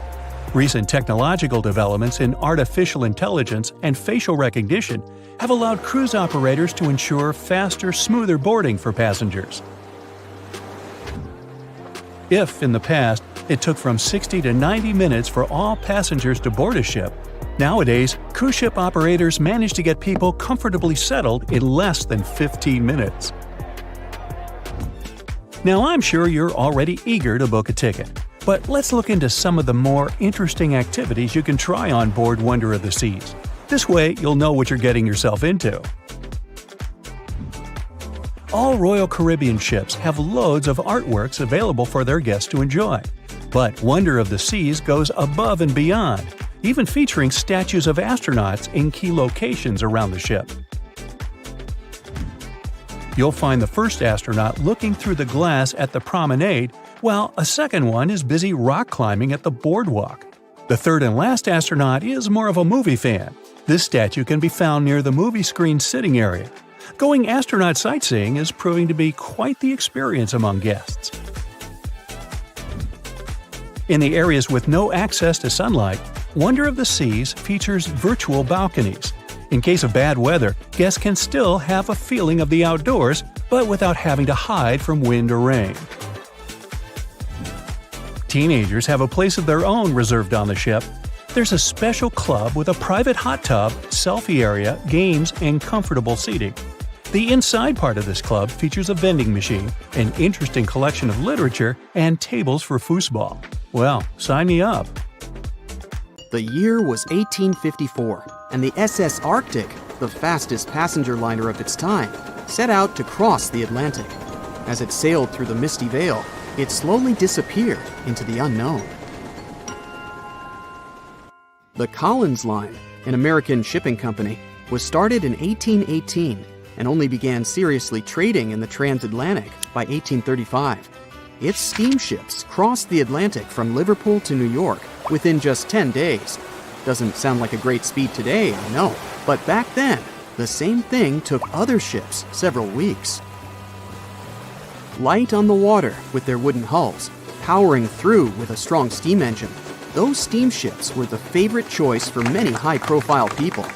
What could go wrong with such an advanced ship, they thought. This reminds me of some other ship everyone believed to be unsinkable. But anyway, back to the Collins Line. It grew to be a serious contender on transatlantic routes, with only one other competitor, the Cunard's Line. It was a British company also aiming to be the main force through the Arctic Passage. In 1835, the company received a new ship that traveled to Liverpool and came back to New York with the largest cargo ever at that time. From then, the Collins Line was steadily growing. It seemed like there would only be future successes for it. Unfortunately, their lavish ships became costly to run with the amount of coal used. Massive power along with weak wooden hulls meant they needed many repairs after each voyage. So, every trip ended up being expensive. But since the ships were safe and had a great reputation, people were willing to pay the price, and the company was definitely not in crisis. They had achieved something no one had managed to do before them. Like I told you, their ships crossed the Atlantic in a whopping 10 days, and Edward Collins, the owner, was very determined to maintain the pace. Their 5 ships easily outran the Cunard's line of only 3. With this great praise, it provided more attention. Though the Cunard's ships were slower with their iron hulls, they believed there was still profit, regardless of how slowly they sailed. Among Collins' ships, the Arctic, the third of them to be launched, was the largest, reaching 284 feet long, with 2 side-lever steam engines, each with 1,000 horsepower. The paddle wheels made 16 revolutions a minute when at full speed. At the time of its launch, the press called it the most stupendous vessel ever constructed in the United States. But glamour and fame couldn't avoid what would come next. On the 27th of September, the Arctic was on its journey from Liverpool to New York, continuing a speed pace through the thick fog. It's possible that by that moment, after 4 years of record-breaking trips, the crew became overconfident with their sailing and the ship.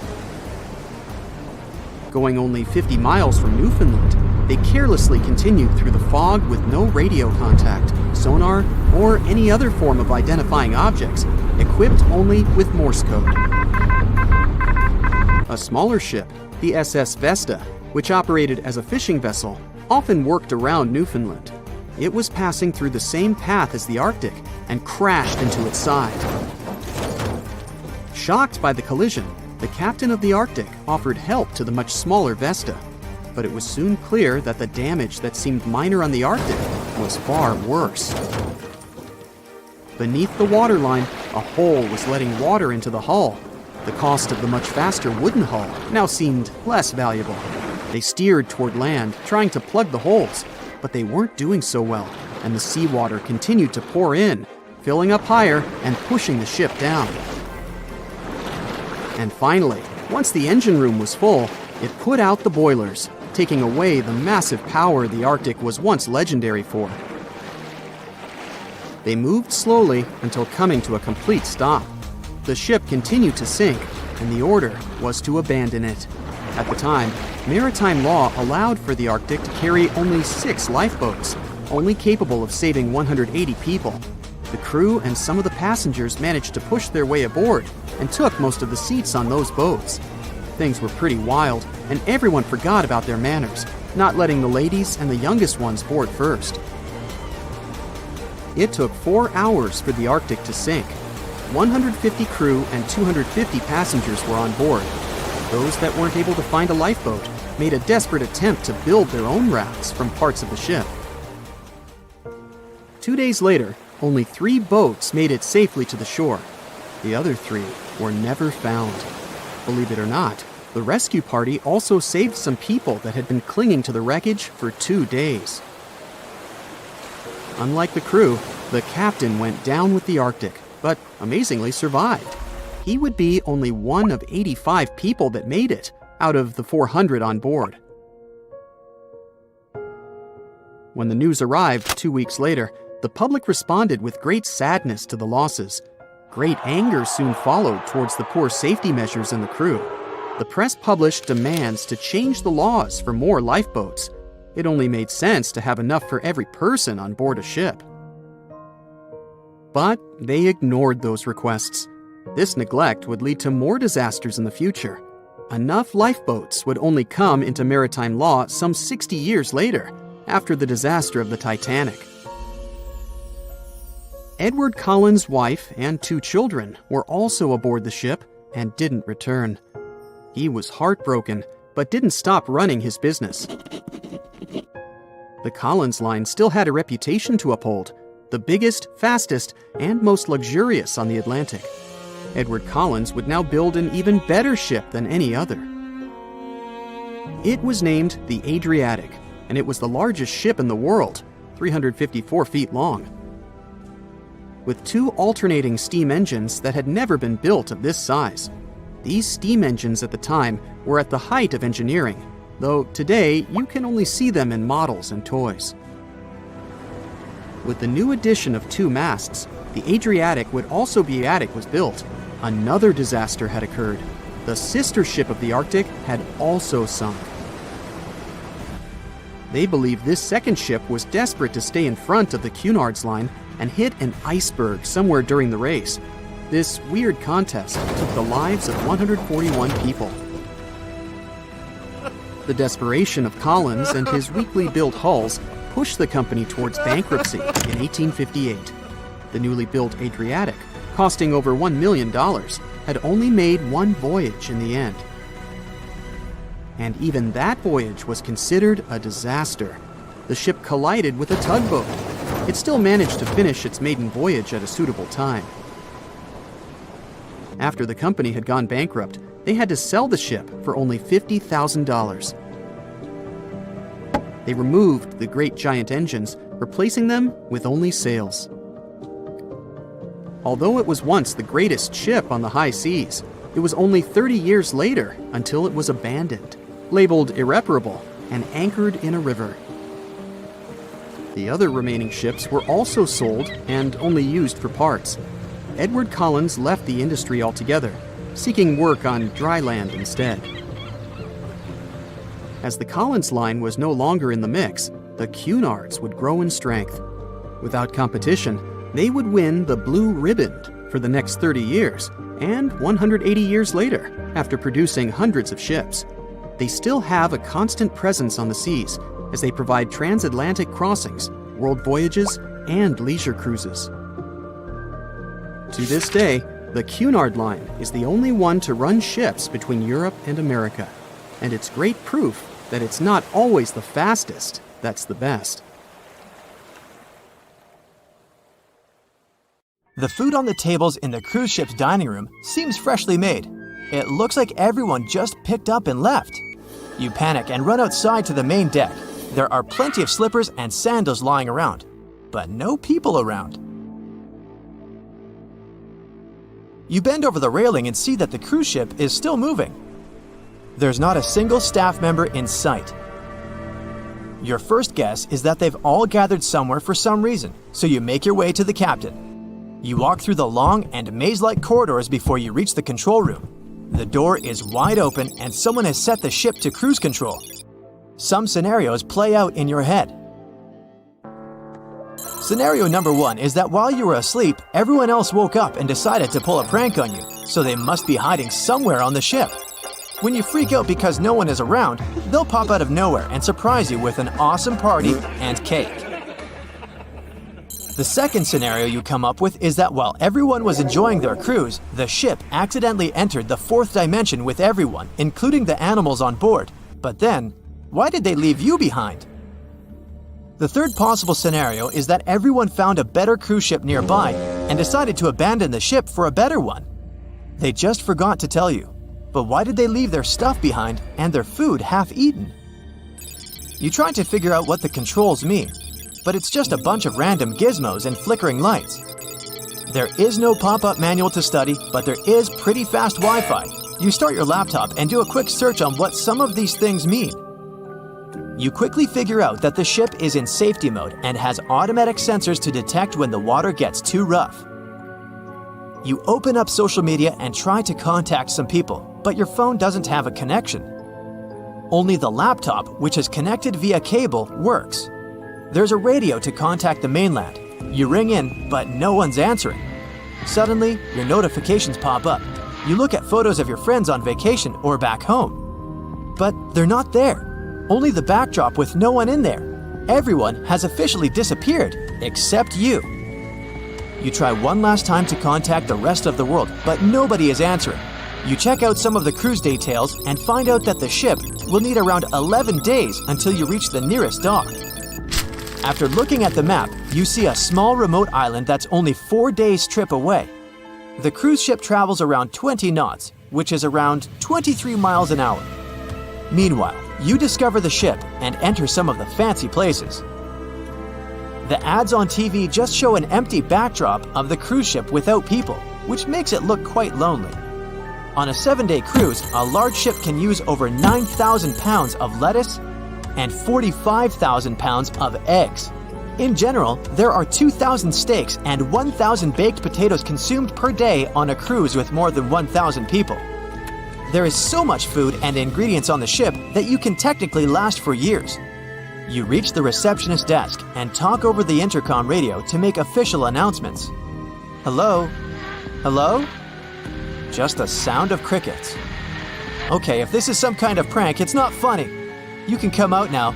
I'm going to the underdeck for some snacks. You wait for an answer, but no one is coming. You decide to go to the lower decks of the ship, but before you head down, you check out the ice skating rink with no one there. You slip on some ice skating shoes and go for a little spin. It feels good with no one to bother you or tell you what to do. After that, you check out the game room and play some arcade games. You use the coins from the counter and play for hours. The sun begins to set, so you decide to have a refreshing drink and enjoy the view. You sit on the top deck where only the VIPs are allowed and grab the biggest sunbed to lay on. It's so quiet that you can hear the ocean waves. You fall asleep there and wake up the next morning because of the bright sun. You walk around trying to see what to do. You grab a golf club and start swinging. You get the balls into the ocean and keep playing until you get bored. You realize that you got sidetracked with the activities and want to go to the lower decks of the ship. You check out the staff-only entry with a pass that you found lying around. You start descending to the bottom. It's getting darker. The power isn't working, so you grab a flashlight and look through the rooms. Crew members usually live in a dorm-style room with shared bunk beds. They have a common area for eating staff meals and have access to other recreational activities. The kitchens that serve the main restaurants are also located in the bottom areas. All the rooms look the same. There's a lot of noise coming from the engine room, which makes it creepy. The pipes are clanking and popping sounds bust from random places. The lights are flickering. There are shadows following you as you're moving with the flashlight you picked up from one of the rooms. You're scared. You call out to see if there's anyone there, but all you hear is your own voice echoing through the corridors. You're lost. You try to find your way back to the top decks, but everything looks the same. You start running and panicking. You trip over something and lose your flashlight. It's very dark. You wave your arms around and try to find your way out. You put your hands on the wall and try to navigate around.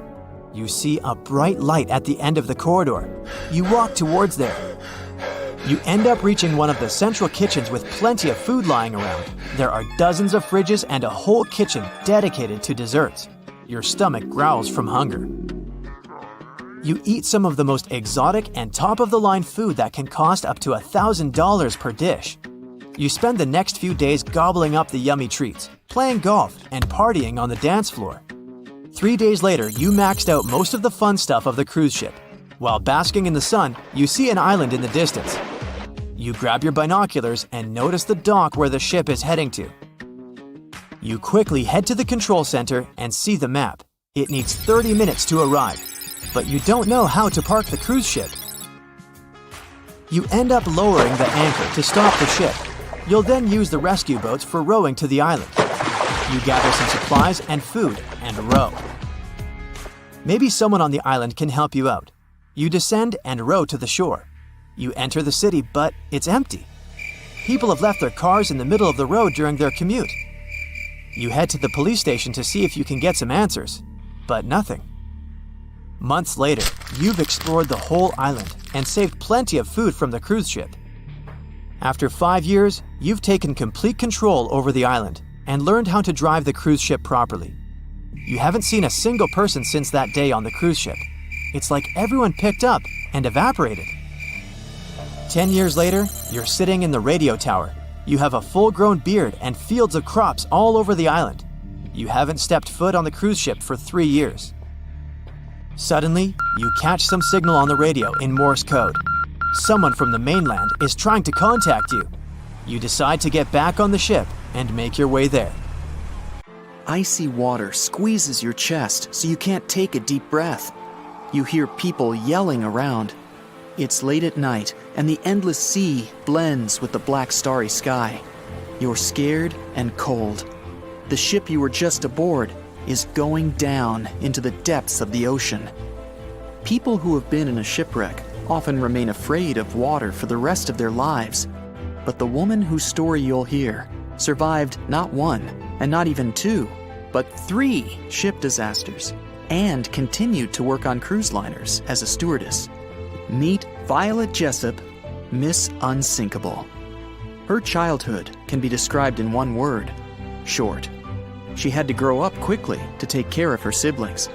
Violet was the oldest of 9 children.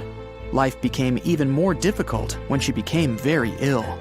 The doctors were sure she wouldn't survive, but she did.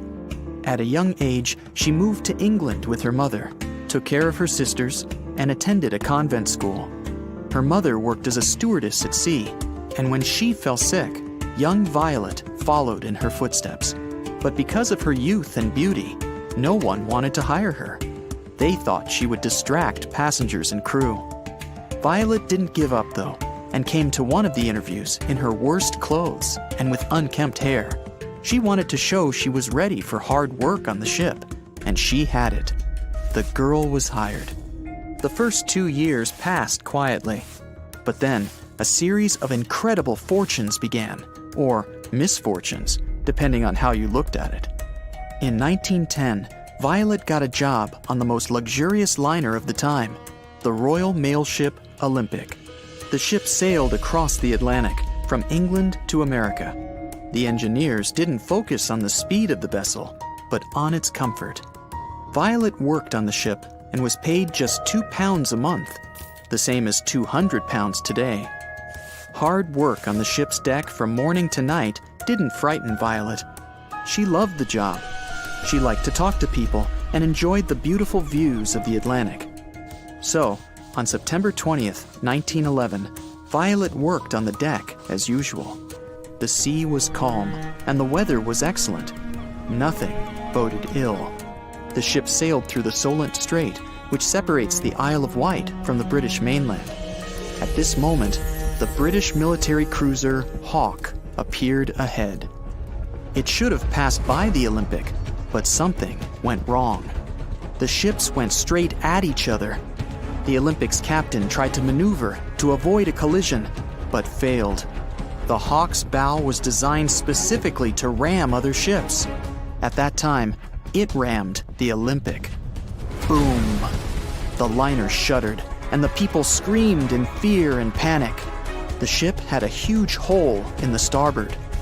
Violet fell from the force of the blow. It seemed one of the biggest liners of its time was going to sink. But luckily, that wasn't the case. Both ships stayed afloat, and nobody got hurt. This time, fortune was on Violet's side. The accident on the ship didn't frighten the young woman. She didn't give it a second thought and continued to work as a stewardess. In April 1912, she took a job on the best, unsinkable ship of the time, where she was supposed to serve VIPs. Initially, she didn't want to work on this ship, but her friends persuaded her. And thus, she boarded the Titanic on April 10th, 1912, and left the port of Southampton, for better or worse. The first days of work were peaceful, but on the 4th day of the voyage, one of the most notorious disasters in the world struck. Violet was resting in her cabin. She was almost asleep when she felt the jolt. At that moment, she was called to the upper deck. When the Titanic hit the iceberg, almost no one panicked. No one believed that the unsinkable ship could actually sink. At the time when the ship's hold was being filled with water, everybody was calm on the upper decks. Violet, along with other stewards, was present during the evacuation to the lifeboats. Women and children were evacuated first. Then, one of the ship's officers ordered Violet to get into a boat to show the other women it was perfectly safe. When she did, others followed, and someone suddenly thrust a swaddled baby into her hands. Without a second thought, Violet hugged the child to her chest to keep it warm, while the Titanic was sinking. She didn't let go of the baby until her lifeboat was picked up by the Carpathia, a ship that came to the rescue. Already on board the ship, a woman ran up to her. She didn't say a word and snatched the child from Violet's hands. Violet thought the woman was the baby's mother, so she didn't try to get it back. She was too freezing and numb to think how strange it was that this woman hadn't said thank you to her baby's savior. Many years later, Violet would be reminded of this child under unusual circumstances. After successfully surviving one of the most terrible shipwrecks in history, Violet continued to work at sea against all odds. In 1916, she took a job as a nurse on the hospital ship Britannic, a sister to both the Olympic and the Titanic, which sailed in the Aegean Sea. On November 21st, the ship took a route that it had already sailed several times, but on that particular day, it was out of luck. The Britannic hit an underwater mine. Violet managed to survive the third shipwreck in her life. This rescue wasn't as easy as the previous two, though. After the explosion, the huge Britannic began to sink quickly. It took less than an hour for the ship to go down completely. Violet didn't have time to board a lifeboat, so she jumped overboard into the cold water. There, she swam to the closest lifeboat and got on. But the rescue turned into a new danger. The ship's propellers were still working. They were spinning in the water and pulling the boat toward them. Violet jumped off the boat just in time to escape the propellers. But her ordeal was far from over. Already in the water, she was pulled under the ship's keel and hit her head. The only thing that saved her from losing consciousness, and probably her life, was her thick hair. In the end, Violet got away from the engine and was picked up by another boat. For the next few years, Violet was plagued by headaches. When she finally went to the doctor, he told her she was incredibly lucky. As a result of the incident on the Britannic, she had a fracture in her skull. 3 disasters that Violet managed to survive didn't stop her. She continued to work on cruise liners until 1950. She cruised the world twice on the luxury liner Belgianland. Fortunately, the string of mishaps ended, and Violet was never shipwrecked again. In 1950, she moved to Great Ashfield in Suffolk County. She'd worked at sea for almost 42 years. Content with her career, she settled in a large cottage built in the 16th century. But a year into her retirement, she received a strange phone call. It was late at night. Violet was asleep when the phone rang. She picked up the phone. There was a woman's voice on the other end. The lady didn't introduce herself and asked right away, "Excuse me, was it you who saved a baby on the Titanic?" Violet answered, "Yes." "It was me," the strange woman said. She laughed and hung up. Violet told her friend about this strange call. He assumed that some kids were playing a joke on her. But Violet had never told anyone about the baby before that call. According to the old records, the only child who was on the boat with Violet was a boy. But those same records also said the boy had been saved by another passenger. It's still unknown who the baby that Violet rescued was. And so, for surviving 3 different wrecks on 3 different ships, she was aptly dubbed Miss Unsinkable. Ships have been around for at least 6,000 years, dating back to ancient Egypt. In the beginning, they were used for trading and exploring. Ships as an attraction became a thing only a bit over 100 years ago, but the first cruise ship wasn't the infamous Titanic as you might think. The first cruise ship that took passengers on a voyage was a German ship called Prinzessin Victoria Louise back in 1900, and it served for 6 years. Modern ships are of course more advanced, but they still have a limited lifespan. They usually serve for about 30 years. A ship much older than that isn't considered safe and stable anymore due to the metal fatigue, most often of the ship's hull. After ships finish their lifespan, they retire and get sent to a shipyard, where they get scrapped. Most famous and beloved ships have a better fate. They get turned into hotels and attractions. Since ships are extremely expensive to build, no wonder that they are so huge, often as long as 3 football fields and as tall as 20-story building. The companies want to accommodate as many passengers as possible, because it means better profits.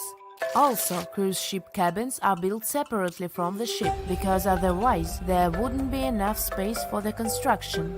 They're added to the vessel already in the shipyard, where the ship is put together. Quite often, different parts of the ship are even built by different companies. Voyages are fun, but if you need to get somewhere fast, cruise ships shouldn't be your first choice, because they are very slow. On average, they travel at the speed of just 23 miles per hour. Ships travel way slower than cars and planes, because they move huge amounts of water. Move on the ground and you're fast. Now step in a swimming pool and try to run there. It'll be way harder for you to do, and you'll be way slower, barely moving through. Now keep in mind that you are much smaller than a ship. As we've seen, ships are massive. When you put something in the water, it displaces the amount of water that is equivalent to its weight. So a ship displaces thousands of tons of water and then pushes through it. That's why they are slow. Such huge ships sure have big anchors. An average anchor weighs like 4 grown-up elephants. The crew members try to avoid dropping the anchor when it's possible, because such a massive thing can severely harm the ecosystems at the bottom of the sea. When boarding a ship, the first thing we have to notice is lifeboats. The Titanic was designed to carry 64 lifeboats, but it only had 20 of them.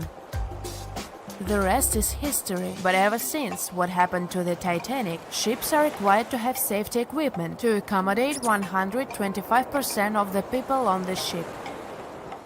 So, it's even more than required, just to be on a safe side. But here is the story. In 1915, 3 years after the Titanic sank, a cruise ship called SS Iceland, which was loaded with extra lifeboats and rafts, sank under the heavy weight of all that extra equipment. But don't worry, it never happened again. Even though modern cruise ships are very safe, it's good to be prepared. So let's take a look inside one of those lifeboats. Firstly, they are orange in color, and it's not just some orange. This one has a special name, International Bright Orange. Of course, there is a good reason to use it, better visibility. If we take a look at the color wheel, orange is the exact opposite of blue, meaning that it's most contrasting to it. So, in between the sea and the sky, which usually appear blue, an orange boat will be the most visible. Life jackets and life preservers are orange for the same reason, as you might have guessed. But International Bright Orange only became a requirement in 1962. Before that, the life jackets were mostly white. For example, look at those life jackets. These are the ones that were used by the passengers on the Titanic. But white isn't a good choice at all. It's particularly hard to spot a white life jacket and a white lifeboat on a white-capped sea. All the equipment inside the lifeboats must meet international requirements and must be kept in good condition. So, the crew members are required to do maintenance every 3 months to avoid any rupture and damage of the lifeboats and everything in them. Firstly, there is a fresh water and food ration, for obvious reasons. Then there is a portable compass, which helps determine the direction in which to steer it. The next thing is a signaling mirror. It's a device that allows the light to attract the attention of passing ships. A less expected thing inside is an embarkation ladder, a rope ladder with wooden or metal steps that are used to ascend or descend from one ship to another. And finally, there is a first aid kit. All cruise ships pick up stranded sailors and fishermen, and that happens quite often. So don't be surprised if your cruise ship stops in the middle of the sea to pick someone up. It's common practice. Ships can even change their course to pick up some stranded sailors if they get a distress call. Have you noticed that all ships, both cruise ships and container ships, always have the bottom of the hull painted red? Yes, it's a thing. In early times, when ships were mostly made of wood, sailors were painting the hulls with copper paint, because it was protecting the vessel from wood-eating worms, barnacles, and seaweed. The copper was the ingredient that was giving the paint that color. All this muck wasn't only impairing the vessel's structure, but was also increasing the drag, preventing the ships from moving as fast as they could have. So, protective paint is important to reduce the number of barnacles that get accumulated. These days, of course, hull protecting ingredients can be added to any kind of paint, and there is no practical need to paint the bottom of the hull red, but it's still being done to honor the old tradition. Still, even the most modern paint doesn't allow to completely avoid the growth of barnacles on the hull. Also, most ports don't even allow you to scrape those off the hull once you dock. That's because the ships that arrive from faraway waters can bring along non-native species of seaweed and other organisms which can severely harm the local ecosystem. Crew members sleep in that lower part of the ship, the underwater one. It's called a B-deck, and there are dorm-style rooms in the hull just for the crew members. Also, you might have noticed that there are numbers painted vertically on the side of the hull. The red background helps them stand out more, which is important since those numbers are crucial. They help you understand how much load the ship is carrying. The more weight there is on board, the lower in the water the vessel will sit. If you watched movies about pirates or heard sailors talk, you might have noticed that the ships are referred to as she and often have female names. It is an old tradition to consider a ship as a female figure, most often a mother or a female deity that is guiding and protecting the crew. It is also believed that the name of the ship brings good luck to the ship, as well as to the crew and the passengers. People who spend their lives in the sea have many superstitions regarding boats. Finding a cat aboard is considered good luck, even if the cat is black. They are very handy because they hunt mice, therefore keeping the ship clean and safe. But bananas aboard is a no-no. It's especially common among fishermen. They believe that if there are bananas in the boat, the fish won't.